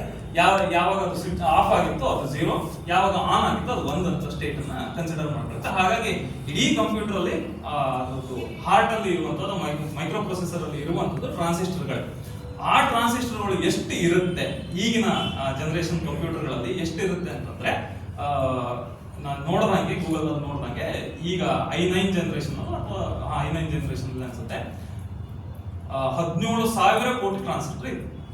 17,000 ಕೋಟಿ ಟ್ರಾನ್ಸಿಸ್ಟರ್ಗಳು 5 ಸೆಂಟಿಮೀಟರ್ ಬೈ 5 ಸೆಂಟಿಮೀಟರ್ ಚಿಪ್ ನಲ್ಲಿ ಇದೆ. ಸೊ ಈಗ ಸುಮ್ಮನೆ ನಾವು ಬೇಕಾದ್ರೆ ಒಂದು ಎಕ್ಸರ್ಸೈಸ್ ನೀವು ಮನೆಗೆ ಹೋಗ್ಬೇಕಾದ್ರೆ ಮಾಡಿ ಒಂದು 5 ಸೆಂಟಿಮೀಟರ್ ಬೈ 5 ಸೆಂಟಿಮೀಟರ್ ಒಂದು ಸ್ಕ್ವೇರ್ ಹಾಕ್ಬಿಟ್ಟು ಸುಮ್ಮನೆ ಚುಕ್ಕಿ ಇಡ್ತಾ ಹೋಗಿ ಎಷ್ಟು ಇಡ್ಬೋದು ಮ್ಯಾಕ್ಸಿಮಮ್ ಅಂದ್ರೆ ಟ್ರಾನ್ಸಿಸ್ಟರ್ ಸೈಜು ಅಂದ್ರೆ ವರ್ಕಿಂಗ್ ಟ್ರಾನ್ಸಿಸ್ಟರ್ ಸೈಜು ಒಂದು ಡಾಟ್ಗಿಂತಲೂ ಚಿಕ್ಕದು ಅಂತ ಆಯ್ತು. ಡಾಟಿಗೆ ಹೋಲಿಕೆ ಮಾಡುವಾಗ ಇದು 17,000 ಟ್ರಾನ್ಸಿಸ್ಟರ್ಗಳು ಡಿವೈಸ್ಗಳು ಒಂದಕ್ಕೆ ಒಂದು ಟಚ್ ಆಗದೇ ಇರುವ ತರ, ಅಂದ್ರೆ ಈಗ ಟಚ್ ಆದ ತಕ್ಷಣ ಮಾಲ್ ಫಂಕ್ಷನ್ ಆಗುತ್ತೆ, ರಿಸಲ್ಟ್ಗಳು ಸರಿ ಬರಲ್ಲ, ವರ್ಕ್ ಆಗಲ್ಲ. ಆ ತರ ಮಾಡಿ 17,000 ಕೋಟಿ ಟ್ರಾನ್ಸಿಸ್ಟರ್ಗಳನ್ನು 5 ಸೆಂಟಿಮೀಟರ್ ಬೈ 5 ಸೆಂಟಿಮೀಟರ್ ಅಲ್ಲಿ ಇಟ್ಟಿದ್ದೀವಿ ಅಂತಂದ್ರೆ ಟೆಕ್ನಾಲಜಿ ಎಷ್ಟು ಅಂದ್ರೆ ಫಾರ್ವರ್ಡ್ ಆಗಿದೆ. ಸೊ ಅದಕ್ಕೆ ಕಾರಣವಾಗಿತ್ತು ನ್ಯಾನೋ ಟೆಕ್ನಾಲಜಿ. ಆ ಡಿವೈಸ್ಗಳ ಸೈಜೇ ನ್ಯಾನೋದಲ್ಲಿ ಇರುತ್ತೆ. ಮತ್ತೆ ಅದನ್ನ ಡಿವೈಸ್ಗಳನ್ನ ಟ್ರಾನ್ಸಿಸ್ಟರ್ಗಳಲ್ಲಿ ಬೇರೆ ಬೇರೆ ಪಾರ್ಟ್ಗಳು ಇರುತ್ತೆ, ಎಮಿಟರ್ ಇರುತ್ತೆ, ಬೇಸ್ ಇರುತ್ತೆ, ಕಲೆಕ್ಟರ್ ಇರುತ್ತೆ, ಅವೆಲ್ಲಗಳಲ್ಲೂ ಮತ್ತೆ ಡೋಪಿಂಗ್ಗಳನ್ನು ಮಾಡಿರ್ತಾರೆ. ಸೊ ಎಲ್ಲದರಲ್ಲೂ ನ್ಯಾನೋ ಮೆಟೀರಿಯಲ್ಸ್ ಗಳನ್ನ ಯೂಸ್ ಮಾಡಿರ್ತಾರೆ. ಇನ್ನು ನೆಕ್ಸ್ಟ್ ಫ್ಲೆಕ್ಸಿಬಲ್ ಎಲೆಕ್ಟ್ರಾನಿಕ್ಸ್. ನಮಗೆ ಈಗ ಎಲ್ಲರೂ ನೋಡ್ತಾ ಇದ್ದು ನಾವು ರೀಲ್ಸ್ಗಳಲ್ಲೋ ಅಥವಾ ಸೋಷಿಯಲ್ ಮೀಡಿಯಾದಲ್ಲೋ ಎಲ್ಲದೂ ನೋಡಿರ್ತೀವಿ. ಮೊಬೈಲ್ ಇರ್ಬೋದು ಅಥವಾ ಲ್ಯಾಪ್ಟಾಪ್ ಇರ್ಬೋದು, ಅದನ್ನ ಮುರಿದು ಜೋಬಲ್ಲಿ ಇಟ್ಕೊಂಡು ಹೋಗ್ಬೋದು, ಅಷ್ಟು ಮಟ್ಟಿಗೆ ಫ್ಲೆಕ್ಸಿಬಿಲಿಟಿ ಬಂದಿದೆ. ಇದಕ್ಕೂ ಕಾರಣ ನ್ಯಾನೋ ಟೆಕ್ನಾಲಜಿನೇ. ಇನ್ನು ಕ್ಯಾಮರಾದಲ್ಲಿ ಈಗ ನ್ಯಾನೋ ಟೆಕ್ನಾಲಜಿನ ಯೂಸ್ ಮಾಡ್ತಾ ಇದೀವಿ. ಅದಕ್ಕೆ ಕಾರಣ ಮೆಟಾ ಮೆಟೀರಿಯಲ್ಸ್ ಅಂತ ಬಿಟ್ಟು ಹೊಸ ಒಂದು ಹೊಸ ಟ್ರೆಂಡ್ ಸ್ಟಾರ್ಟ್ ಆಗಿದೆ ಸೈನ್ಸ್ ನಲ್ಲಿ. ಸೊ ಈಗ ನಾವು ನ್ಯಾನೋ ಮೆಟೀರಿಯಲ್ನ ಯೂಸ್ ಮಾಡ್ತಬಿಟ್ಟು ಮೆಟಾ ಮೆಟೀರಿಯಲ್ನ ಸ್ಟ್ರಕ್ಚರ್ಗಳನ್ನ ಮಾಡ್ಬೋದು. ಈಗ ನಮ್ಮ ಕಣ್ಣೇ ಇರ್ಬೋದು, ದಟ್ ಈಸ್ ಆಲ್ಸೋ ಲೆನ್ಸ್.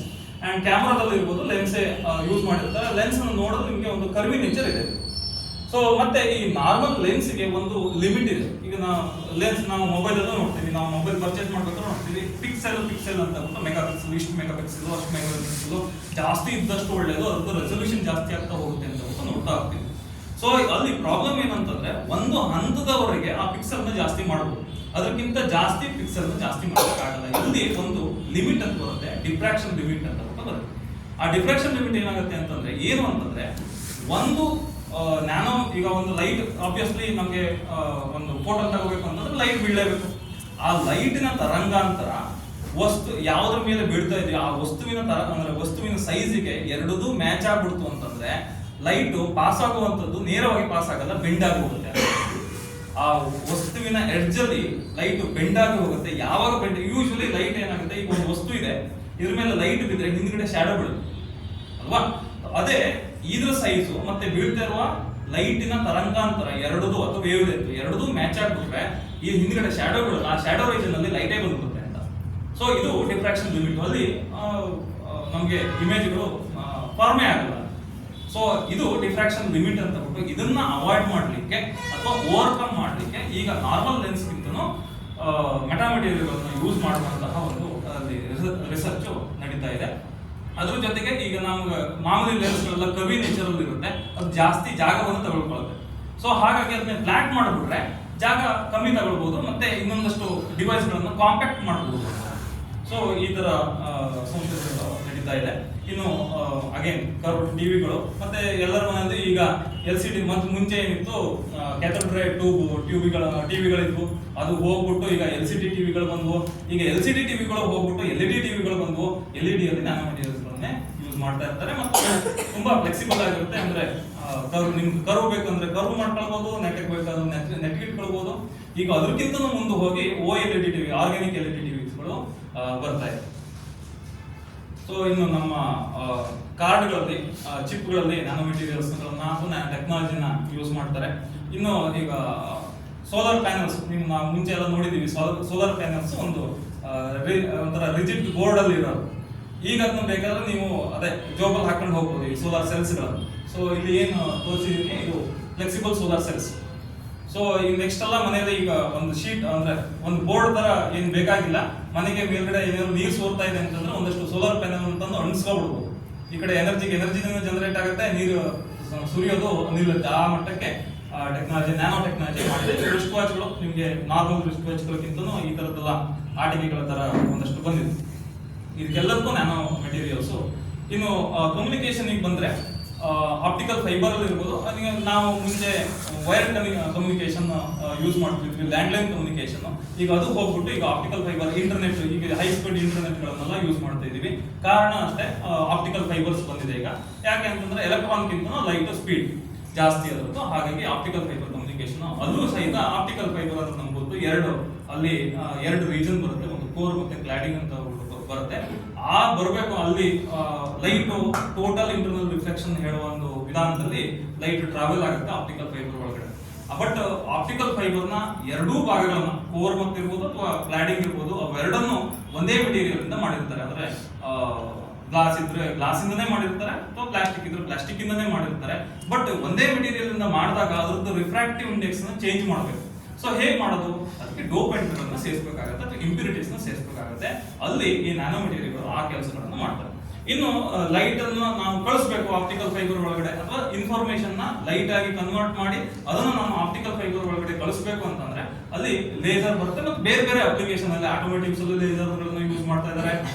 ಯಾವ ಅಪ್ಲಿಕೇಶನ್ ಅಲ್ಲಿ, ಹಲವಾರು ಅಪ್ಲಿಕೇಶನ್ ಗಳಲ್ಲಿ ಲೇಸರ್ ಗಳನ್ನ ಕಟಿಂಗ್ ಇರ್ಬೋದು, ಡ್ರಿಲ್ಲಿಂಗ್ ಇರ್ಬೋದು, ನಮ್ಮ ಹೆಸರನ್ನ ಅಕ್ಕಿ ಕಾಳ ಮೇಲೆ ಬರೆಯೋದಿರ್ಬೋದು, ಎಲ್ಲದರಲ್ಲೂ ಲೇಸರ್ ಇದೆ.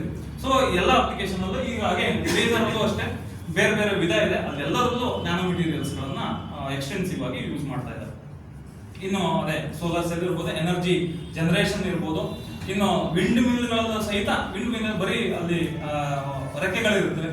ಸೊ ಅಲ್ಲೂ ಸಹಿತ ಅದು ಕೊರೋಷನ್ ಆಗದೇ ಇರಲಿ ಅಂತ ಹೇಳ್ಬಿಟ್ಟು ನ್ಯಾನೋ ಮೆಟೀರಿಯಲ್ಸ್ ಗಳನ್ನ ಯೂಸ್ ಮಾಡ್ತಾ ಇದ್ದೀವಿ. ಇನ್ನು ಎಲೆಕ್ಟ್ರಿಸಿಟಿ ಟ್ರಾನ್ಸ್ಮಿಷನ್ ವೈರ್ಗಳಲ್ಲೂ ಸಹಿತ ನ್ಯಾನೋ ಮೆಟೀರಿಯಲ್. ಇನ್ನು LED ಹೇಳಿದಾಗೆ LEDಗಳಲ್ಲೂ ಅದರದ್ದು ಎಫಿಷಿಯನ್ಸಿ ಜಾಸ್ತಿ ಆಗ್ಲಿಕ್ಕೆ, ಮತ್ತೆ ಸೋಲಾರ್ ಸೆಲ್ ನಲ್ಲಿ ಇನ್ನೊಂದು ಕಾರಣಕ್ಕೆ ಅದರದ್ದು ಎಫಿಷಿಯನ್ಸಿ ಜಾಸ್ತಿ ಮಾಡಬೇಕು. ಎಫಿಷಿಯನ್ಸಿ ಅಂದ್ರೆ ಏನು? ಸೋಲಾರ್ ಸೆಲ್ ಅಲ್ಲಿ ಎಷ್ಟೋ ಲೈಟ್ ಬೀಳುತ್ತೆ, ಬಿದ್ದಿದ್ದು ಎಷ್ಟೋ ಹೀರ್ಕೊಳ್ಳುತ್ತೆ. ಆ ಹೀರ್ಕೊಂಡಿದ್ದೆ ಅದು ಎನರ್ಜಿ ಆಗಿ ಅಥವಾ ಎಲೆಕ್ಟ್ರಿಸಿಟಿ ಆಗಿ ಕನ್ವರ್ಟ್ ಆಗುತ್ತೆ.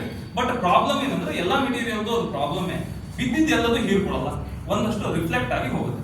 ಸೊ ಅದು ರಿಫ್ಲೆಕ್ಟ್ ಆಗದೇ ಇರಲಿ ಅಂತ ಬಿಟ್ಟು ಇನ್ನೊಂದು ಲೇಯರ್ ನ ಹಾಕ್ತಾರೆ, ಅದು ಆಂಟಿ ರಿಫ್ಲೆಕ್ಟಿವ್ ಕೋಟಿಂಗ್ ಅಂತ. ಸೊ ಅದು ಏನ್ ಮಾಡುತ್ತೆ, ಆದಷ್ಟು ರಿಫ್ಲೆಕ್ಟ್ ಆಗದೆ ಇರುವಂಗೆ ಮಾಡಿ, ಹೀರ್ಕೊಳ್ಳುವಂಗೆ ಮಾಡುತ್ತೆ.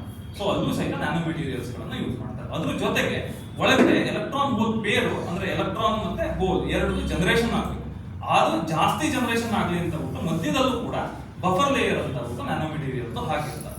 ಸೊ ಇದೆಲ್ಲ ಅಪ್ಲಿಕೇಶನ್. ಇನ್ನು ಬ್ಯಾಟ್ರಿ ಇರ್ಬೋದು, ಸೂಪರ್ ಕೆಪಾಸಿಟರ್ಸ್ ಇರ್ಬೋದು. ಇಲ್ಲೂ ಅಷ್ಟೇ, ಈಗ ಬ್ಯಾಟ್ರಿ ಮತ್ತು ಸೂಪರ್ ಕೆಪಾಸಿಟರ್ ಇವೆರಡು ಆಲ್ಮೋಸ್ಟ್ ಸೇಮ್ ಸಿಬ್ಲಿಂಗ್ಸ್ ಅಂತ ಕರ್ಕೊಳ್ಬಹುದು. ಬಟ್ ಅದ್ರದ್ದು structure wise they are different. So but ಎರಡದ್ರಲ್ಲೂ ನೋಡಿದ್ರೆ ಎರಡದ್ರಲ್ಲೂ ಡಿಫರೆಂಟ್ ಪಾರ್ಟ್ಸ್ ಗಳನ್ನು ನೋಡಿದ್ರೆ ಎಲ್ಲದ್ರದ್ದು ಸೇಮ್ ಇರುತ್ತೆ. ಏನು 4 ಪಾರ್ಟ್ ಇರುತ್ತೆ, 2 ಎಲೆಕ್ಟ್ರೋಡ್ ಇರುತ್ತೆ, ಒಂದು ಪಾಸಿಟಿವ್ ಎಲೆಕ್ಟ್ರೋಡ್, ಒಂದು ಧನಾತ್ಮಕ ಎಲೆಕ್ಟ್ರೋಡ್, ಇನ್ನೊಂದು ಋಣಾತ್ಮಕ ಎಲೆಕ್ಟ್ರೋಡ್. ಅದ್ರ ಮಧ್ಯದಲ್ಲಿ ಒಂದು ಸಪರೇಟ್ ಇರುತ್ತೆ, ಇವೆರಡದ್ದು ಶಾರ್ಟ್ ಆಗದೆ ಇರಲಿ ಅಂತ ಬಿಟ್ಟು ಅದನ್ನ ಒಂದು ಎಲೆಕ್ಟ್ರೋಲೈಟ್ ಅಲ್ಲಿ ಇಮ್ಮರ್ಸ್ ಮಾಡಿರ್ತಾರೆ. ಸೊ ಎಲೆಕ್ಟ್ರೋಲೈಟ್ ಯಾಕೆ ಅಂತಂದ್ರೆ ಈ ಧನಾತ್ಮಕ ಎಲೆಕ್ಟ್ರೋಡ್ ಇಂದ ಅಯಾನ್ಗಳು ಋಣಾತ್ಮಕ ಎಲೆಕ್ಟ್ರೋಡಿಗೆ ಹೋಗ್ಲಿ, ಅಲ್ಲಿಂದ ಮತ್ತೆ ಡಿಸ್ಚಾರ್ಜ್ ಆಗಬೇಕಾದ್ರೆ ಮತ್ತೆ ಇಲ್ಲಿಗೆ ಬರಲಿ. So this is what charging and discharging. ಇದು ಈ 4 ಪಾರ್ಟ್ ಇದೆಯಲ್ಲ, ಎಲೆಕ್ಟ್ರೋಡ್ಗಳು ಇರ್ಬೋದು, ಎಲೆಕ್ಟ್ರೋಲೈಟ್ ಇರ್ಬೋದು, ಅಥವಾ ಸಪರೇಟರ್ ಇರ್ಬೋದು, ಇವು 4 ನ್ಯಾನೋ ಮೆಟೀರಿಯಲ್ಸ್ ಗಳನ್ನ ಯೂಸ್ ಮಾಡ್ತಾರೆ. ಯೂಶಲಿ ನಮ್ಗೆ ಯಾಕೆ ನ್ಯಾನೋ ಮೆಟೀರಿಯಲ್ ನ ಯೂಸ್ ಮಾಡ್ಬೇಕಂದ್ರೆ, ನಾವು ಯೂಸ್ ಮಾಡ್ತಾ ಇರುವ ಬ್ಯಾಟ್ರಿಗಳು ಯಾವ್ದಾಗಿರ್ಬೋದು, ಲಿಥಿಯಂ ಅಯಾನ್ ಬ್ಯಾಟ್ರಿ, ಇನ್ನೊಂದು ಲೆಡ್ ಆಸಿಡ್ ಬ್ಯಾಟ್ರಿ, ಇವೆರಡು ಎನ್ವೈರನ್ಮೆಂಟ್ ಗೆ ಹಾರ್ಮ್ಫುಲ್. ಸೊ ಹಾಗಾಗಿ ಇವುಗಳನ್ನ ರೀಪ್ಲೇಸ್ ಮಾಡಬೇಕು. ಸೊ ರೀಪ್ಲೇಸ್ ಮಾಡಬೇಕು ಅಂತಂದ್ರೆ ಏನು, ನ್ಯಾನೋ ಮೆಟೀರಿಯಲ್ ಅಥವಾ nano technology is the best option ಅಂತ.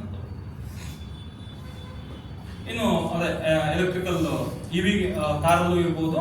ಈಗ ರೀಸೆಂಟ್ ಆಗಿ ನಾವು ನ್ಯೂಸ್ ಎಲ್ಲ ನೋಡ್ತಾ ಇದ್ದೀವಿ, ಭಾರತಕ್ಕೂ ಹೈಡ್ರೋಜನ್ ಕಾರ್ಗಳು ಬಂದಿದೆ, ಎಲ್ಲಾ ಸಚಿವರು ಅದರಲ್ಲೇ ಓಡಾಡ್ಕೊಂಡಿದ್ದಾರೆ. ಸೊ ಹಾಗಾಗಿ ಇನ್ನು ಅದರಲ್ಲಿ ಮೇಜರ್ ಆಗಿ ಉಪಯೋಗಿಸ್ತಾ ಇರುವಂತದ್ದು ಅದು ಹೈಡ್ರೋಜನ್ ಕಾರಲ್ಲಿ hydrogen cells. So hydrogen cell ಅಲ್ಲೂ ಅಲ್ಲಿ ಮೆಮ್ಬ್ರೇನ್ ಅಂತ ಬರುತ್ತೆ, ಅಲ್ಲೂ ಅಷ್ಟೇ ಸಪರೇಟರ್ ಅಥವಾ ಮೆಮ್ಬ್ರೇನ್ ಅಂತ ಕರ್ಕೊಳ್ತೀವಿ, ಅಲ್ಲೂ ಸಹಿತ ನ್ಯಾನೋ ಮೆಟೀರಿಯಲ್ ಗಳನ್ನ ಯೂಸ್ ಮಾಡ್ತಾ ಇದ್ದೀವಿ. ಇನ್ನು ಇದು ಒಂದು ಇಂಟ್ರೆಸ್ಟಿಂಗ್ ಅಪ್ಲಿಕೇಶನ್. ನಮಗೆ ಗೊತ್ತಿಲ್ಲ, ನಾವು ಯಾವುದೋ ಒಂದು ಪ್ರಾಡಕ್ಟ್ ಅನ್ನು ತಗೊಳ್ಳಿಕ್ಕೆ ಅಂತ ಹೋಗ್ತೀವಿ, ಯಾವ ನಂಬಿಕೆ ಮೇಲೆ ಅದು ಒರಿಜಿನಲ್ ಪ್ರಾಡಕ್ಟ್ ಅಂತ ಅನ್ಕೊಳ್ತೀವಿ. ಎಲ್ಲೋ ಹೋಗಿರ್ತೀವಿ, ಯಾವುದೋ ಒಂದು ಶೂ ತಗೋಬೇಕು ಅಂತ ಅನ್ಕೊಳ್ತೀವಿ, ಅಡಿದಾಸ್ ಶೂ ತಗೋಬೇಕು ಅಂತ. ಅದನ್ನ ನೋಡಿದ್ರೆ ನಮ್ಗೆ ಅದು ಆಮೇಲೆ ಮನೆಗೆ ಬಂದು ನೋಡ್ತೀವಿ, ಅದು ಅಡಿದಾಸ್ ಆಗಿರಲ್ಲ, ಅಡಿಬಾಸ್ ಆಗಿರುತ್ತೆ. ಸೊ ಈ ತರ ಅಂದ್ರೆ ಈ ಒಂದು ಅಡಿದಾಸ್ ಆಗಿದ್ರು ಅದು ಒರಿಜಿನಲ್ ಆಗಿರಲ್ಲ. ಸೊ ಹೇಗೆ ನಾವು ಕಂಡುಹಿಡ್ಕೊಳ್ಬಹುದು? ಯೂಶಲಿ ಯೂಸ್ ಮಾಡ್ತಾ ಇರುವ ಮೆಥಡ್ ಯಾವುದು ಅಂತಂದ್ರೆ ಲೋಗೋಗಳನ್ನ ಹಾಕಬಹುದು, ಅಥವಾ ಬುಕ್ಗಳಲ್ಲೂ ಅದನ್ನ ಯೂಸ್ ಮಾಡ್ತಿದ್ರು. ಮುಂಚೆ ಹಾಲೋಗ್ರಾಮ್ಗಳನ್ನ ಉಪಯೋಗಿಸ್ತಾರೆ. ಇನ್ನು ಬೇರೆ ಪ್ರಾಡಕ್ಟ್ಗಳಲ್ಲಿ ಬಾರ್ ಕೋಡ್ ಇರ್ಬೋದು ಅಥವಾ QR ಕೋಡ್ಗಳನ್ನ ಉಪಯೋಗಿಸ್ತಾರೆ. ಅದು ಅಥೆಂಟಿಕೇಶನ್ ಪರ್ಪಸ್ಗೆ, ಇದು ನಮ್ಮದೇ ಅಂತ ಹೇಳಿ ತೋರಿಸ್ಕೊಳ್ತೀವಿ. ಸೊ ಅದಕ್ಕೆ ಬಟ್ ಪ್ರಾಬ್ಲಮ್ ಏನಂದ್ರೆ ಅದನ್ನ ಸ್ಟಿಕ್ಕರ್ ಅಂಟಿಸಿರ್ತಾರೆ, ಎಷ್ಟೊಂದು ದಿನಗಳ ನಂತರ ಕಿತ್ತು ಹೋಗ್ಬೋದು. ಅಥವಾ ನಾನು ಸ್ಕ್ಯಾನ್ ಮಾಡಬೇಕು, ನನಗೆ ಸ್ಕ್ಯಾನಿಂಗ್ ಟೆಕ್ನಾಲಜಿ ಬೇಕು, ಅದು ಇಲ್ಲ ಅಂತಂದ್ರೆ ಅದನ್ನ ಸ್ಕ್ಯಾನ್ ಮಾಡ್ಲಿಕ್ಕೆ ಆಗಲ್ಲ. ಸೊ ಇಮಿಡಿಯೇಟ್ ಆಗಿ ನನಗೆ ಹೆಂಗ್ ಗೊತ್ತಾಗಬೇಕು ಅದು? ಸೊ ಹಾಗಾಗಿ ಅದಕ್ಕೊಂದು ಆಲ್ಟರ್ನೇಟಿವ್ ಆಗಿ ಇದನ್ನ ನಾವು ಸ್ಟಡಿ ಮಾಡಿದ್ವಿ. ಏನು ಅಂತಂದ್ರೆ ಇದು ನೋಡಿದ್ರೆ ನಿಮ್ಗೆ ಈ ಭಾಗಗಳಲ್ಲಿ ನೋಡಿದ್ರೆ ನಿಮ್ಗೆ ಏನು ಕಾಣಿಸದೇ ಇದೆ, ಲೈಟ್ ಆಗಿ ಕಾಣಿಸುತ್ತೆ. ಇದು ವಿಸಿಬಲ್ ಲೈಟ್ ಅಂದ್ರೆ ನಾರ್ಮಲ್ ನಮ್ಮ ಕಣ್ಣಿಗೆ. ಅದನ್ನೇ ನೀವು UV ಲೈಟ್ ಅಂಡರ್ ಇಟ್ಟರೆ ಸೊ ಈ ತರ ಕಾಣಿಸುತ್ತೆ, ಅದು ವಿಸಿಬಲ್ ಆಗುತ್ತೆ. ಸೊ ಇಲ್ಲಿ ನಿಮ್ಗೆ ಲಾಸ್ಟ್ ಪಿಕ್ಚರ್ ಒಂದು ನೀಟಾಗಿ ಕಾಣಿಸುತ್ತೆ, ಅದು ವೈಟ್ ಕಲರ್ ಅಲ್ಲಿ ಏನು ಕಾಣಿಸ್ತಾ ಇಲ್ಲ, ಅದು ಬರ್ದಿದೀವಿ ಸೇಮ್ VVCE ಫಿಸಿಕ್ಸ್ ಅಂತಾನೆ ಬರ್ದಿದೀವಿ. ಬಟ್ ಅದು UV ಲೈಟ್ ಅಂಡರ್ ಇಟ್ಟರೆ ಮಾತ್ರ ಕಾಣಿಸುತ್ತೆ, ವೈಟ್ ಲೈಟ್ ಅಂಡರ್ ಇಟ್ಟರೆ ಅಥವಾ ನಾರ್ಮಲ್ ಲೈಟ್ ವಿಸಿಬಲ್ ರೀಜನ್ ಅಲ್ಲಿ ಇಟ್ಟರೆ ಅದು ಏನು ಕಾಣಿಸಲ್ಲ. ಸೊ ಇದನ್ನು ನಾವು ಈ ಆಂಟಿ ಕೌಂಟರ್ ಫಿಟ್ಟಿಂಗ್ ಅಥವಾ ಅಂದ್ರೆ ಕೌಂಟರ್ ಫಿಟ್ಟಿಂಗ್ ಅನ್ನ ಅವಾಯ್ಡ್ ಮಾಡ್ಲಿಕ್ಕೆ ಯೂಸ್ ಮಾಡಬಹುದು. ನೋಟ್ಗಳಲ್ಲೂ ಅಷ್ಟೇ, ಕೋಟಾ ನೋಟ್ನ ಅವಾಯ್ಡ್ ಮಾಡ್ಲಿಕ್ಕೂ ಇದನ್ನ ಯೂಸ್ ಮಾಡಬಹುದು. ಅದು ಯಾರಿಗೂ ಕಾಣಿಸಲ್ಲ. ಈವನ್ ಈ ಬಾರ್ ಕೋಡ್ ನ ಯೂಸ್ ಮಾಡ್ತಾ ಇದೀವಲ್ಲ, ಬಾರ್ ಕೋಡ್ ಅನ್ನೇ ನ್ಯಾನೋ ಮೆಟೀರಿಯಲ್ ಯೂಸ್ ಮಾಡ್ಕೊಂಡು ಮಾಡಿದ್ರೆ ಆ ಬಾರ್ ಕೋಡ್ ಕಾಣಿಸಲ್ಲ. ನಾವು ನೋಡ್ಬೇಕು ಅಂತ ಅನ್ಸಿದ್ರೆ ಅದನ್ನ UV ಲೈಟ್ ಅಲ್ಲಿ ಇಟ್ಟರೆ ಮಾತ್ರ ಅದು ಕಾಣಿಸುತ್ತೆ. ಆ ತರ ಮಾಡ್ಕೊಂಡು ನಾವು ಕೌಂಟರ್ ಫಿಟ್ಟಿಂಗ್ ಅನ್ನ ಅವಾಯ್ಡ್ ಮಾಡಬಹುದು. ಅಥವಾ ಇನ್ನು ನೆಕ್ಸ್ಟ್ ಫಿಂಗರ್ ನಾವು ಮೂವೀಸ್ ಅಲ್ಲೆಲ್ಲ ನೋಡಿರ್ತೀವಿ.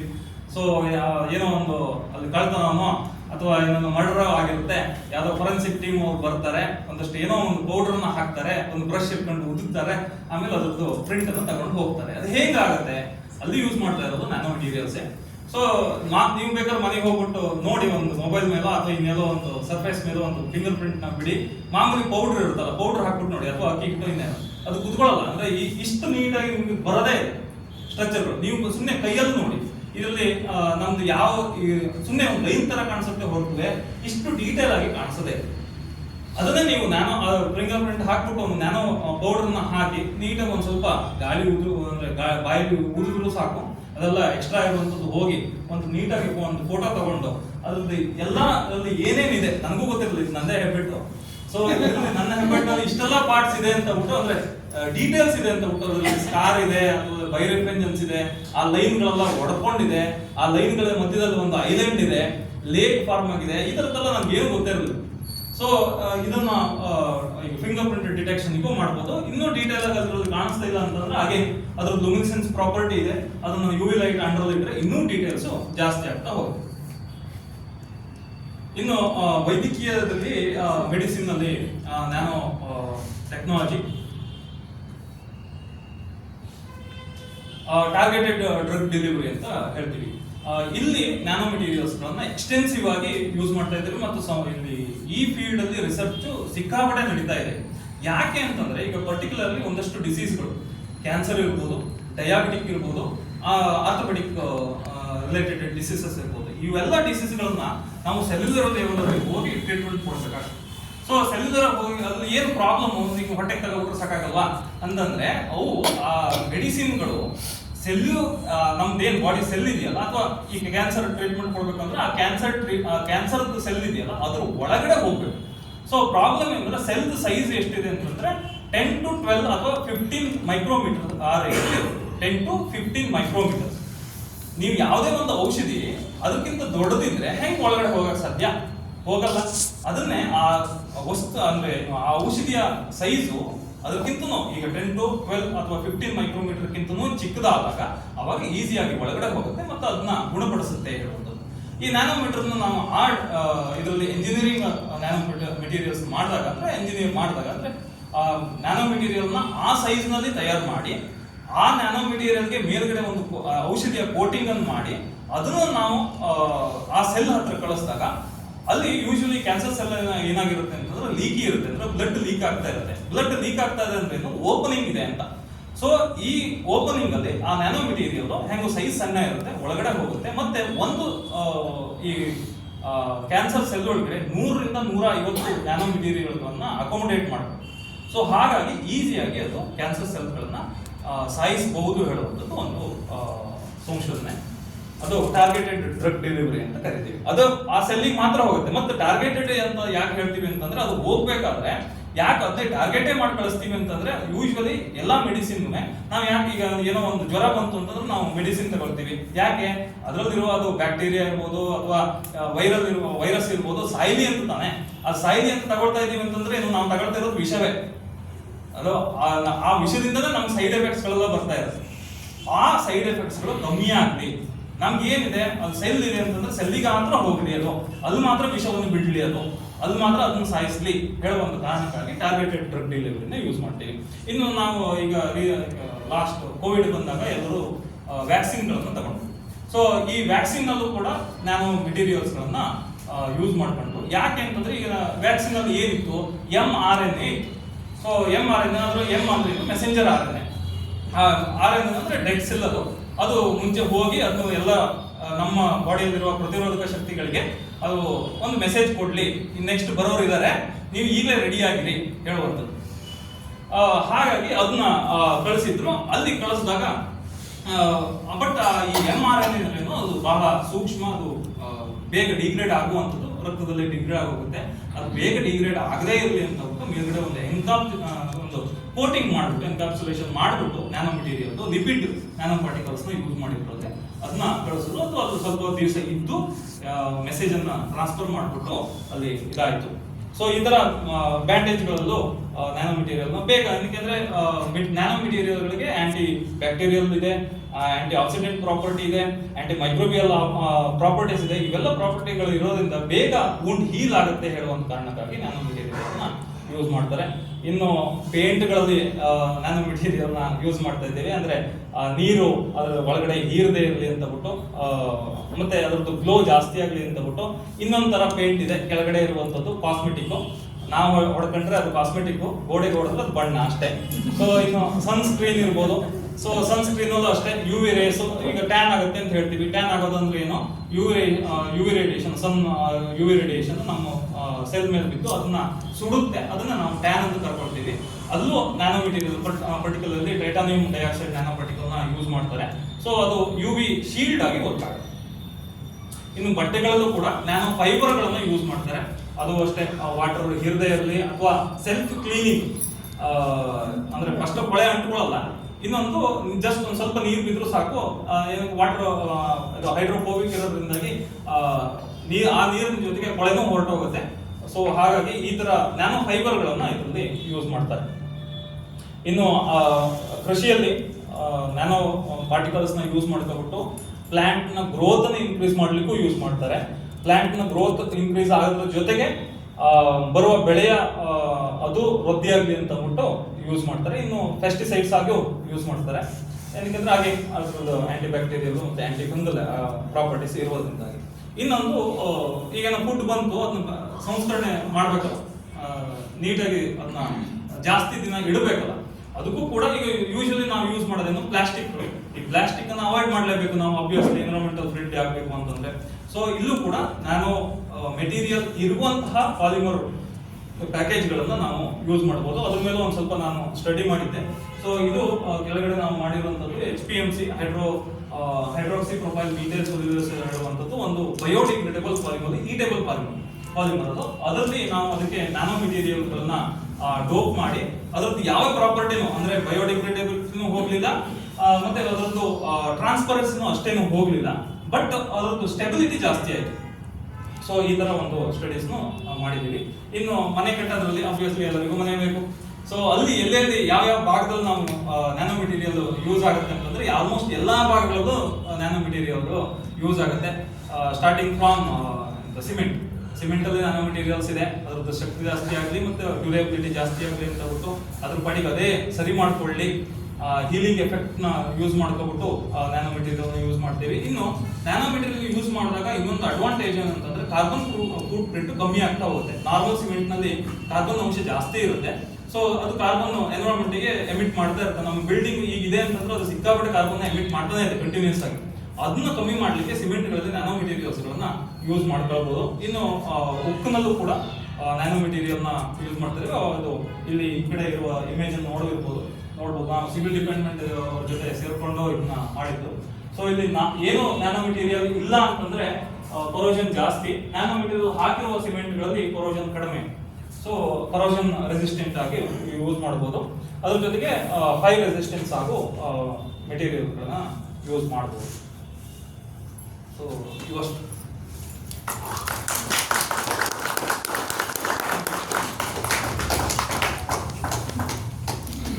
ಪ್ರಶ್ನೆಗಳಿಗೆ ಅವಕಾಶ ಇದೆ. ಸಾಕಷ್ಟು ಪ್ರಶ್ನೆ ಕೇಳಿದ್ದೀವಿ, ಇನ್ನೊಂದು 4-5 ಪ್ರಶ್ನೆ ಕೇಳ್ಬೋದಾ? ಖಂಡಿತ. ಸಂಗೀತ ಕ್ಷೇತ್ರದಲ್ಲಿ ಇನ್ನು ಅಕೋಸ್ಟಿಕ್ಸ್ ಅಲ್ಲಿ ಯೂಸ್ ಮಾಡ್ತಾರೆ. ಅಂದ್ರೆ ಡೈರೆಕ್ಟ್ ಆಗಿ ಸಂಗೀತ ಕ್ಷೇತ್ರದಲ್ಲಿ ಯೂಸ್ ಮಾಡ್ಲಿಕ್ಕೆ ಕಷ್ಟ, ಇದು ಮೆಟೀರಿಯಲ್ ಆಗಿರೋದ್ರಿಂದಾಗಿ ಡೈರೆಕ್ಟ್ ಆಗಿ ಮಾಡ್ಲಿಕ್ಕೆ ಕಷ್ಟ. ಬಟ್ ಅಕೋಸ್ಟಿಕ್ಸ್ ನಲ್ಲಿ ನ್ಯಾನೋ ಮೆಟೀರಿಯಲ್ ಗಳನ್ನ ಯೂಸ್ ಮಾಡ್ತಾರೆ. ಅಂದ್ರೆ ಈಗ ಬಿಲ್ಡಿಂಗ್ ಅವರ ಘೋಷಣೆ ಕೇಳ್ತಾ ಇರೋದು ತಬಲಾದಲ್ಲಿ ಮಾಡೋ ಸಾಧ್ಯತೆಗಳಿದೆಯಾ? ಅದರಲ್ಲಿ ಏನಾದ್ರು ವ್ಯತ್ಯಾಸ? ಅಕೋಸ್ಟಿಕ್ ಎಲ್ಲ ಮತ್ತೆ ಎಲೆಕ್ಟ್ರಿಕ್ ಇನ್ಸ್ಟ್ರೂಮೆಂಟ್ಸ್ ಆಮೇಲೆ ಸೆಮಿ ಅಕೋಸ್ಟಿಕ್ ಇನ್ಸ್ಟ್ರೂಮೆಂಟ್ಸ್ ಎಲ್ಲ ಇದೆ. ಮಾಡಬಹುದು ಅನ್ಸುತ್ತೆ. ನನಗೆ ಅದರ ಬಗ್ಗೆ ಅಷ್ಟೇನು ಅದ್ರ ಬಗ್ಗೆ ನಾನು ಅಧ್ಯಯನ ಮಾಡಿಲ್ಲ. ನಮ್ದು social sciences. Usually we start with the hypothesis. This nanotechnology, we have tried to implement into agriculture in a different way. How to reduce the cost of production? Because since we are from economics, is it possible to reduce the cost of production and increase the capacity of the fertilizer through nanotechnology so that we can reduce the quantity of fertilizer? Innondu, can we use this nanotechnology into the soil itself so that it goes on, as you said, that automatically generating the power and not losing the power? Will it be possible? We call it as nano production technology. So that we are working upon in JSS college. We are working. ಆರಾಮಾಗಿ ಮಾಡ್ಬೋದು. ಅಂದ್ರೆ ಬರೀ ಸಾಯಿಲ್ಗೆ ಸೇರಿಸೋದ್ರಿಂದ nutrient ಆಗಿ ಅದು act ಆಗುತ್ತೆ, fertilisers ಆಗೋ act ಆಗುತ್ತೆ. Direct ಆಗಿ ಅದ್ರ ಮೇಲೆ ತುಂಬಾ ಸ್ಟಡೀಸ್ ನ ಮಾಡ್ತಾ ಇದ್ದಾರೆ. ಡೈರೆಕ್ಟ್ ಆಗಿ ಏನು ಗಿಡಗಳಿಗೆ ಇಂಜೆಕ್ಟ್ ಮಾಡಿ ಕೂಡ ಅದನ್ನ ಸ್ಟಡಿ ಮಾಡಿದ್ದಾರೆ. ಇನ್ನು ಫರ್ಟಿಲೈಸರ್ಸ್ ಆಗಿ ಯೂಸ್ ಮಾಡ್ತಾ ಇದ್ದಾರೆ. ಬೇರೆ ಫರ್ಟಿಲೈಸರ್ಸ್ ಜೊತೆ ಇದನ್ನ ಸೇರಿಸ್ಬಿಟ್ಟು ಅದನ್ನ ಸ್ಟಡಿ ಮಾಡ್ತಾ ಇದ್ದಾರೆ. ಅದೊಂದು. ಇನ್ನು ಅದು ಬಿಟ್ಟು ರಿಯಲ್ ಟೈಮ್ ಮಾನಿಟರಿಂಗ್ ಅಲ್ಲಿ ಇದು ಯೂಸ್ ಮಾಡ್ತಾ ಇದ್ದೀವಿ. ಕಾಸ್ಟ್ ಕಮ್ಮಿ ಆಗುತ್ತೆ ಅಂತ ಹೇಳಿದ್ರು. ಈಗ ಫಾರ್ಮ್ ಅಲ್ಲಿ ಅಗ್ರಿಕಲ್ಚರ್ ಎಷ್ಟು ನಡೀತಾ ಇದೆಯೋ ಇಂಡೋರ್ ನಲ್ಲೂ ಅಷ್ಟೇ ಅಗ್ರಿಕಲ್ಚರ್ ನಡೀತಾ ಇದೆ. ಸೊ ವಿತ್ ಸಾಯಿಲ್ ಅಲ್ಲಿ ಎಷ್ಟು ನಡೀತಾ ಇದೆಯೋ ವಿತೌಟ್ ಸಾಯಿಲ್ ಅಲ್ಲೂ ಅಷ್ಟೇ ನಡೀತಾ ಇದೆ. ಸೊ ಹಾಗಾಗಿ ಎಲ್ಲ ಕಡೆನೂ ನ್ಯಾನೋ ಮೆಟೀರಿಯಲ್ಸ್ ಕಾಸ್ಟ್ ಕಮ್ಮಿ ಮಾಡೋದಿರ್ಬೋದು ಅಥವಾ ಕೆಲಸ ಕಮ್ಮಿ ಮಾಡ್ಕೊಳ್ಳೋದಿರ್ಬೋದು, ಎರಡು ಕಡೆನೂ ನ್ಯಾನೋ ಮೆಟೀರಿಯಲ್ಸ್. Industry also. ಈಗ ಕಾರ್ ಬಂಪರ್ ಪ್ರಾಕ್ಟೀಸ್ ಮಾಡಬೇಕಾದ್ರೆ ಹೌದು the bumper if the vehicle hits that condition has it is able to sustain. Other you can use it in industry also. So production is really how we can use it. We are working on that. So ಅದೇ production ಅಲ್ಲೂ ಅಂದ್ರೆ production cost obviously ಮುಂಚೆ ನಾವು ಏನು cost ಕಮ್ಮಿ ಮಾಡಿಬಿಟ್ರೆ obviously production cost ಕಮ್ಮಿ ಆಗೇ ಆಗುತ್ತೆ. ಈಗ ನಾನು ತುಂಬಾ ಗೊಬ್ಬರ ಹಾಕಬೇಕು, ಅದ್ರ ಬದಲಿಗೆ ನಾನು ಗೊಬ್ಬರದ ಪ್ರಮಾಣವನ್ನು ಕಮ್ಮಿ ಮಾಡ್ತೀನಿ, ಬಟ್ ಎಫೆಕ್ಟ್ ಅಷ್ಟೇ ಇರುತ್ತೆ. ಸೊ ಆ ಥರದ್ದು ಮಾಡ್ಕೊಂಡು ಕಾಸ್ಟನ್ನು ಕಮ್ಮಿ ಮಾಡ್ಬೋದು. ಮತ್ತೆ ಅದಕ್ಕೆ ಇನ್ನೊಂದಷ್ಟು ಕೆಲಸಗಳಿರುತ್ತೆ. ಈಗ ನಾನು ಈಗ ನಾರ್ಮಲ್ ಪೆಸ್ಟಿಸೈಡ್ಸ್ನ ಹೊಡೆದ್ರೆ ವರ್ಷಕ್ಕೆ ಏನು ಈ ಬೆಳೆ ಟೈಮಲ್ಲಿ 3 ತಿಂಗಳು 4 ತಿಂಗಳ ಬೆಳೆಗೆ ಒಂದು 10 ಸಲ ಹೊಡಿಬೇಕು ಅಂತ ಪೆಸ್ಟಿಸೈಡ್ಸ್ನ. ಈ ನ್ಯಾನೋ ಮಟೀರಿಯಲ್ಸ್ನ ಯೂಸ್ ಮಾಡ್ಕೊಂಡಿರುವಂತಹ ಪೆಸ್ಟಿಸೈಡ್ಸ್ನ ಕಮ್ಮಿ ಪ್ರಮಾಣದಲ್ಲಿ ಹೊಡೆದು ಅಲ್ಲೂ ಕಾಸ್ಟನ್ನು ಕಮ್ಮಿ ಮಾಡ್ಬೋದು. ಸೊ ಈ ಥರ ಬೇರೆ ಬೇರೆ ವಿಧಾನ ಉಪಯೋಗಿಸ್ಬೋದು. ಈಗ ಗವರ್ಮೆಂಟ್ ಅವರೆಲ್ಲ ನ್ಯಾನೋ ಯೂರಿಯಾ ಅಂತ ಪ್ರಮೋಟ್ ಮಾಡ್ತಾ ಇದ್ದಾರೆ. ಆಲ್ರೆಡಿ ಯೂಸ್ಡ್ ಅದೇನಾ ನೀವು ಹೇಳ್ತಾ ಇರೋದು?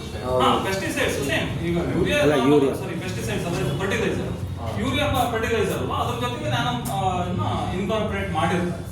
ಸೊ ಅದು ಇನ್ನೂ ಒಂದು ಸ್ವಲ್ಪ ಅದು ಒಳ್ಳೆ ಈಲ್ಡ್ ಅನ್ನು ಕೊಡುತ್ತೆ ಅನ್ನೋ ಕಾರಣ.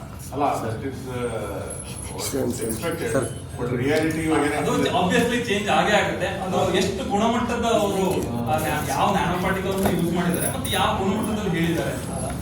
ಫರ್ಟಿಲೈಸರ್ ಬಗ್ಗೆ ಇನ್ನೂ ಸಾಕಷ್ಟು ಅನುಮಾನಗಳಿವೆ. ಯಾಕಂತಂದ್ರೆ ನ್ಯಾನೋ ಹೆಸರು ಕೊಟ್ಟಿದ್ದಾರೆ ಹೊರತು ಅದರಲ್ಲಿ ನ್ಯಾನೋ ಮೆಟೀರಿಯಲ್ಸ್ ಇದೆಯಾ ಅಥವಾ ನ್ಯಾನೋ ಟೆಕ್ನಾಲಜಿಯನ್ನು ಬಳಸಿದ್ದಾರೆ, ತಂತ್ರ ಬಳಸಿದ್ದಾರೆ, eco friendly Sir, about this. Eco friendly ಅಂದ್ರೆ ನಾನು ಯಾವ ನ್ಯಾನೋ ಮೆಟೀರಿಯಲ್ ಯೂಸ್ ಮಾಡಿದ್ದೀವಿ ಅದು ಈಗ ಕೆಲವೊಂದು ನ್ಯಾನೋ ಮೆಟೀರಿಯಲ್ಗಳನ್ನ ಅದೇ ನಾನು ಹೇಳಿದ ಗ್ರೀನ್ ಮೆಥಡ್, ಆ ಗ್ರೀನ್ ಮೆಥಡ್ ಅಲ್ಲಿ ಮಾಡಿರೋಲ್ಲ, ಸಿಕ್ಕಾಪಟ್ಟೆ ಟಾಕ್ಸಿಕ್ ಕೆಮಿಕಲ್ಸ್ ನ ಯೂಸ್ ಮಾಡ್ಕೊಬಿಟ್ಟು ಮಾಡಿರ್ತಾರೆ. ಆಬ್ವಿಯಸ್ಲಿ ಅದ್ರ ಜೊತೆ ಅದು ಇದ್ದೇ ಇರುತ್ತೆ. ಸೊ ಅದನ್ನ ತಗೊಂಡು ಹೋಗ್ಬಿಟ್ಟು ನೀವು ಎನ್ವಿರಾನ್ಮೆಂಟಿಗೆ ಹಾಕಿದ್ರೆ ಈಗ ರಾಸಾಯನಿಕ ಗೊಬ್ಬರಗಳನ್ನು ಉಪಯೋಗಿಸ್ಬಿಡಿ ಅಂತ ಮುಂಚೆ ಅದನ್ನ ಅವರೇ ಹೇಳಿದ್ರು. ಗೌರ್ಮೆಂಟ್ ಅವರು ಹೇಳಿದ್ರು ರಾಸಾಯನಿಕ ಗೊಬ್ಬರ ಯೂಸ್ ಮಾಡಿ ಸಿಕ್ಕಾಪಟ್ಟೆ ಬೆಳೆ ಬೆಳೀರಿ, ನಮ್ಗೆ ಸಾಕಾಗ್ತಾ ಇಲ್ಲ ಅಂತಂದ್ರು. ಈಗ ಏನ್ ಹೇಳ್ತಾ ಇದಾರೆ, ಬೇಡ ಅದು ಸಾವಯವ ಗೊಬ್ಬರವನ್ನು ಯೂಸ್ ಮಾಡಿ ಅಂತ. ಗೌರ್ಮೆಂಟ್ ನೀತಿಗಳಿಗೆ ನಾವು ಎರಡು analogy sir which I don't just want share. Washing ಮಿಷಿನಲ್ಲಿ how you use nano particles ಅಂತ. ಸೊ ಸ್ಟೈನ್ ಇದ್ದರೆ you impinge nano particles and then the nano particles are smaller then the stains. So ಅದು stain ತೆಗೆದುಬಿಡುತ್ತಂತೆ, ನೀರು ಬೇಡ soap ಬೇಡ ಅಂತ. ಹೌದು, ಅಂದ್ರೆ ಆ ಮಟ್ಟಕ್ಕೆ ಅಲ್ಲಿ ಈ ಬೇರೆ ರೀತಿಯ ಇದಕ್ಕೋಸ್ಕರವಾಗಿ ನ್ಯಾನೋ ಟೆಕ್ನಾಲಜಿಯನ್ನು ಬಳಸ್ತಾರೆ. ಮೊದಲನೇದು ಸಿಲ್ವರ್ ಆಕ್ಸೈಡ್ ಅನ್ನು ಬಳಸ್ತಾರೆ. ಸಿಲ್ವರ್ ನ್ಯಾನೋ ಪಾರ್ಟಿಕಲ್ಸ್ಗೆ ಆಂಟಿ ಬ್ಯಾಕ್ಟೀರಿಯಲ್ ಪ್ರಾಪರ್ಟಿ ಇದೆ ಅಂತ ಹೇಳಿದ್ರೆ ಅದು ಒಂದು ಕೆಟಲಿಸ್ಟ್ ಆಗಿ ಕೆಲಸ ಮಾಡುತ್ತೆ, ಅಂದರೆ ಕೆಮಿಕಲ್ ರಿಯಾಕ್ಷನ್ಸ್ ಅನ್ನು ಪಾಸ್ ಮಾಡುತ್ತೆ. ಸೊ ಹಾಗಾಗಿ ಆ ನ್ಯಾನೋ ಸಿಲ್ವರನ್ನು ಕೆಟಲಿಸ್ಟ್ ಆಗಿ ಅದರಲ್ಲಿ ಸೇರಿಸಿರ್ತಾರೆ. ಅದು ಒಂದು. ಎರಡನೇದು ಏನು ಅಂತಂದರೆ, ಕೆಟಲಿಸ್ಟ್ಗಳು ಯಾಕೆ ನ್ಯಾನೋ ರೂಪದಲ್ಲಿ ಬೇಕು ಅಂತಂದರೆ, ನ್ಯಾನೋ ಪಾರ್ಟಿಕಲ್ ಆದಾಗ ಅದರ ಸರ್ಫೇಸ್ ಏರಿಯಾ ಜಾಸ್ತಿ ಆಗುತ್ತೆ. ಸರ್ಫೇಸ್ ಏರಿಯಾ ಜಾಸ್ತಿ ಆದಾಗ ರಿಯಾಕ್ಷನ್ ಜಾಸ್ತಿ ಆಗೋದಕ್ಕೆ ಅವಕಾಶ ಇರುತ್ತೆ. ಅವ್ರು ಆಗಲೇ ಹೇಳಿದ್ರು ಅದನ್ನು. ಸೊ ಹಾಗಾಗಿ ಯಾವುದೇ ಕೆಟಲಿಸ್ಟನ್ನು ಕೂಡ ನ್ಯಾನೋ ರೂಪದಲ್ಲಿ ನಾವು ಮಾಡೋದಕ್ಕೆ ಸಾಧ್ಯನಾ ಅಂತನ್ನೋದು ಒಂದು ಪ್ರಯತ್ನ. ಇದು ಯಾವಾಗಲೂ ನಡೀತಾನೆ ಇರುತ್ತೆ. ಸೊ ನ್ಯಾನೋ ಟೆಕ್ನಾಲಜಿಯಲ್ಲಿ ಈಗ ಹೆಚ್ಚಿನ ಮಟ್ಟಿಗೆ ಇರುವಂಥದ್ದು ಈಗ ಅಂಡರ್ನರ್ಸಲ್ಲೂ ಕೂಡ ನ್ಯಾನೋ ಸಿಲ್ವರ್ ಪಾರ್ಟಿಕಲ್ಸನ್ನು ಆಕ್ಟಿವೇಟ್ ಮಾಡಿದ್ದಾರೆ. ಅದ್ರ ಜೊತೆಗೆ ಎನ್ಸೈಮ್ಸನ್ನು ಬೈಂಡ್ ಮಾಡಿ, ಅಂದರೆ ಸಾಧಾರಣ ನಾವು ಯಾವುದೇ ಸೋಪ್ ಅಥವಾ ಮತ್ತೊಂದು ಹಾಕಿದ್ರೆ ಬಟ್ಟೆಗೆ ಅಂಟ್ಕೊಂಡು ಕೂತ್ಕೊಳ್ಳೋದಿಲ್ಲ. ಸೊ ಹಾಗಾಗಿ ಏನು ಮಾಡ್ತಾರೆ ಅಂದರೆ, ಈ ನ್ಯಾನೋ ಫೈಬರ್ ನೊಳಗೆ ಅದನ್ನು ಕೂರಿಸಿ ಹಾಕಿದರೆ ಅದು ಬಹಳಷ್ಟು ದಿನ ಬರುತ್ತೆ ಅಂತ ಅಂದ್ಬಿಟ್ಟು ಈಗ ಸುಮಾರು 10 ವರ್ಷದ ಹಿಂದೆ ಶುರು ಮಾಡಿದ್ದು. ಈಗ ನಮ್ಮಲ್ಲಿ ಮೈಸೂರಿನಲ್ಲೂ ಸಿಗುತ್ತೆ ಅಂಡರ್ವೇರ್ಸು ವಿತ್ ನ್ಯಾನೋ ಇದರದ್ದು ಸಿಗುತ್ತೆ, ಕೆಟಲಿಸ್ಟ್ ಜೊತೆಗೆ ಸಿಗುತ್ತೆ. ಅದನ್ನು ಆ್ಯಂಟಿ ಮೈಕ್ರೋಬಿಯಲ್ ಅಂಡರ್ವೇರ್ಸ್ ಅಂತ ಹೇಳ್ತಾರೆ. ಸಾಕ್ಸ್ ಕೂಡ ಅದೇ ರೀತಿ ಮಾಡ್ತಾರೆ. Just additional. So one more thing is, I mean cousin of mine ಒಂದು 20 ವರ್ಷದಿಂದ she died of uterus cancer. So ಅವಳು ರೇಡಿಯೇಷನ್ ತೊಗೊಂಡು ಏನಾಯಿತು, the uterus state kind of started improving. But then ಎಷ್ಟು ರೇಡಿಯೇಷನ್ ಕೊಡಬೇಕಾಯ್ತು ಅಂದರೆ ಯೂರಿನರಿ ಬ್ಲಾಡರ್ ಕಾರ್ಡ್ ಬಂತು. So ಅದಾಗಲ್ಲ if you give nano radiation. But still it is in R&D work. Correct. ಆ ಮಟ್ಟಕ್ಕೆ ಎಲ್ಲ Targeted ಡಿಸೀಸ್ಗೂ ಕೊಡುವಂತ ಮಟ್ಟಕ್ಕೆ ಇನ್ನೂ ಬಂದಿಲ್ಲ. ಇದು ತುಂಬಾ ರಿಸರ್ಚ್ ಅಂದ್ರೆ ಇನ್ನೂ ನಡಿಬೇಕು. ಯಾಕೆ ಆಬ್ವಿಯಸ್ಲಿ ನಮ್ಗೊಂದು ಒಂದು ಔಷಧಿ ತಯಾರಿಕೆ ಆಗಿ ಅದು ಅಪ್ರೂವ್ ಆಗಬೇಕು ಅಂತಂದ್ರೆ ಆಲ್ಮೋಸ್ಟ್ 20 ರಿಂದ 25 ವರ್ಷ ತಗೊಳ್ಳುತ್ತೆ. ಎಕ್ಸೆಪ್ಟ್ ವ್ಯಾಕ್ಸಿನ್ ಒಂದೇ 1 ವರ್ಷದಲ್ಲಿ ಬಂದಿದ್ದು ಬಿಟ್ರೆ ಬೇರೆ ಎಲ್ಲಾ ಮೆಡಿಸಿನ್ಗಳು 25 ವರ್ಷ ತಗೊಳ್ಳುತ್ತೆ. ಹ್ಯೂಮನ್ ಟ್ರಯಲ್ಸ್, ಅನಿಮಲ್ ಟ್ರಯಲ್ಸ್ ಎಲ್ಲ ಆಗ್ಬಿಟ್ಟು ಸೊ ಹಾಗಾಗಿ ಕಷ್ಟ, ಬಟ್ ಇನ್ನು ಆಗತ್ತೆ, ಇದು ಆಗಲೇಬೇಕು ಅನಿವಾರ್ಯ. ಸರ್ ನ್ಯಾನೋ ಮೀಟರ್ಗಿಂತ ಇನ್ನೂ ಕಡಿಮೆ ಇರಲ್ಲ. ಇದೆ ಅಂದ್ರೆ ವಸ್ತುಗಳಿಲ್ಲ, ಆಟಮ್ ಆಬ್ವಿಯಸ್ಲಿ ಆಟಮ್ ಇದೆ ಅಂತಂದ್ರೆ ಅದೇ ಈಗ ಸದ್ಯಕ್ಕೆ ನಾವು ಹೋಗಿರುವಂಥದ್ದು ಅದೇ, ಅದಕ್ಕಿಂತ ಕೆಳಗೆ ಹೋದ್ರೆ ಆಟಮ್ ಬಂದ್ಬಿಡುತ್ತೆ ಅಂತ. ಸೊ ಹಾಗಾಗಿ ಮೋಸ್ಟ್ಲಿ ಅದಕ್ಕಿಂತ ಕೆಳಗಡೆ ಹೋಗಕ್ಕಾಗಲ್ಲ. ಸರ್ ಅಂದ್ರೆ ಸರ್ ನಾವು ಆಟಮ್ಸ್ನ ಬಂದು ನಾವು ಮೈಕ್ರೋಸ್ಕೋಪಲ್ಲಿ ನೋಡ್ಬೋದು, ಬಟ್ ನ್ಯಾನೋ ನನಗೆ ನೋಡೋಕ್ಕಾಗಲ್ಲ. ಆಟಮ್ನ ಎಲ್ಲಿ ಮೈಕ್ರೋಸ್ಕೋಪ್ ಅಲ್ಲಿ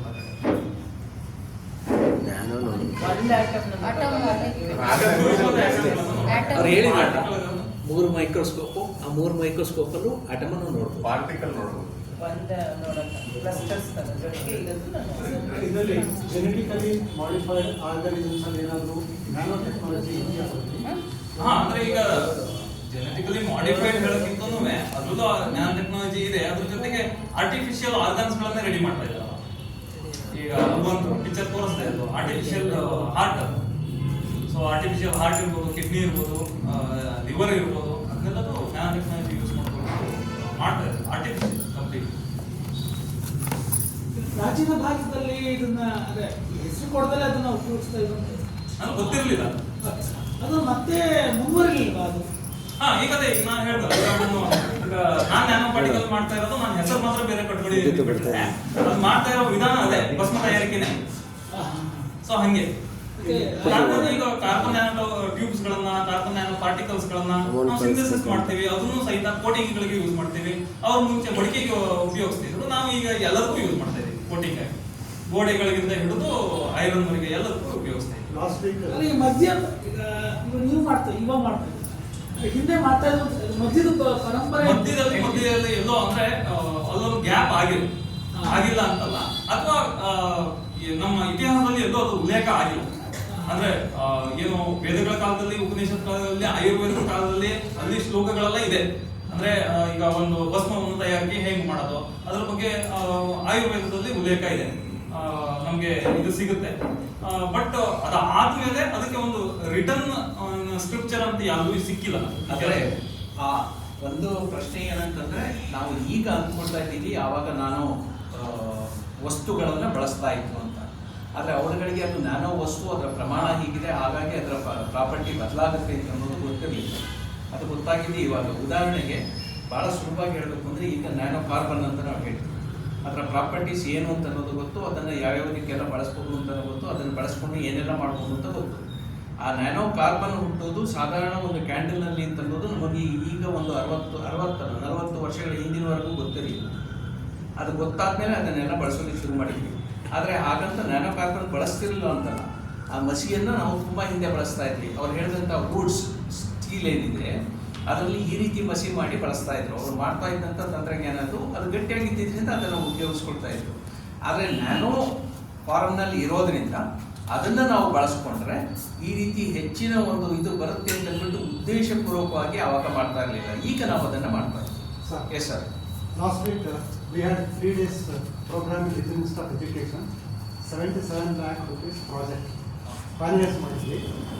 3 years ಇಂದ ವರ್ಕ್ ಮಾಡಿರೋದು Indian knowledge system and its indications to economics ಅಂತ. ಕೌಟಿಲ್ಯನ ಅರ್ಥಶಾಸ್ತ್ರದಲ್ಲಿ ಈಗ ಇರುವಂತಹ ಪ್ರಿನ್ಸಿಪಲ್ಸ್ ಏನಾರ ಇದೆಯಾ ಅಂತ ನಾವು ಮಾಡಿದ್ವಿ. ಅದು ಅಪ್ರೂವಲ್ ಆಯಿತು. Within 1 week they are going to present it. Likewise, we can also have a project from central government stating that Indian knowledge system and implication of nanotechnology, some examples ಕೊಟ್ಬಿಟ್ಟು ಅದನ್ನ practically ಕೇಳ್ಬೇಕು. ಖಂಡಿತ, thank you for the suggestion. ಮಾಡ್ಬೋದು. ಮತ್ತೆ ಅಂದ್ರೆ ಈಗ ತುಂಬಾ work ಆಗ್ತಾ ಇದೆ, ತುಂಬಾ ಅಪ್ಲಿಕೇಶನ್ಸ್ ಇದೆ ಇದ್ರ ಮತ್ತೆ. ಏನ್ಷಂಟ್ ಇಂಡಿಯಾದಲ್ಲಿ ಯಾವ ತರದಲ್ಲಿ ಈಗ ಒಂದು ಈ ತರದ ಈಗ ಅಲ್ಲಿ ಏನು ಮಡಿಕೆ ಸಿಗ್ತಲ್ಲ ಅದ್ರ ಮೇಲೆ ನೇಚರ್ ಪಬ್ಲಿಕೇಶನ್ ಅಲ್ಲಿ ಒಂದು ಪೇಪರ್ ಆಗುತ್ತೆ. ಸೊ ಈ ತರ ತುಂಬಾ ವರ್ಕ್ ಆಗ್ತಾ ಇದೆ. Thank you for the suggestion.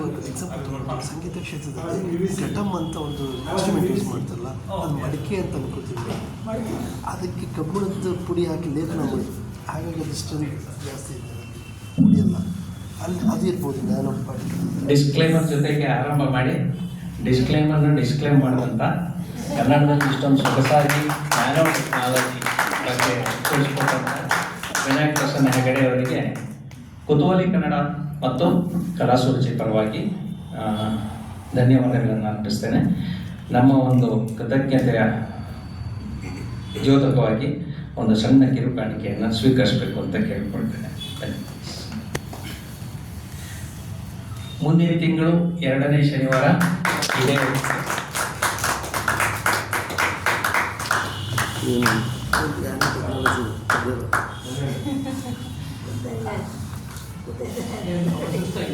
ಸ್ನಾನ ಮಾಡ್ಕೊಂಡು ಸರ್ ನೀವು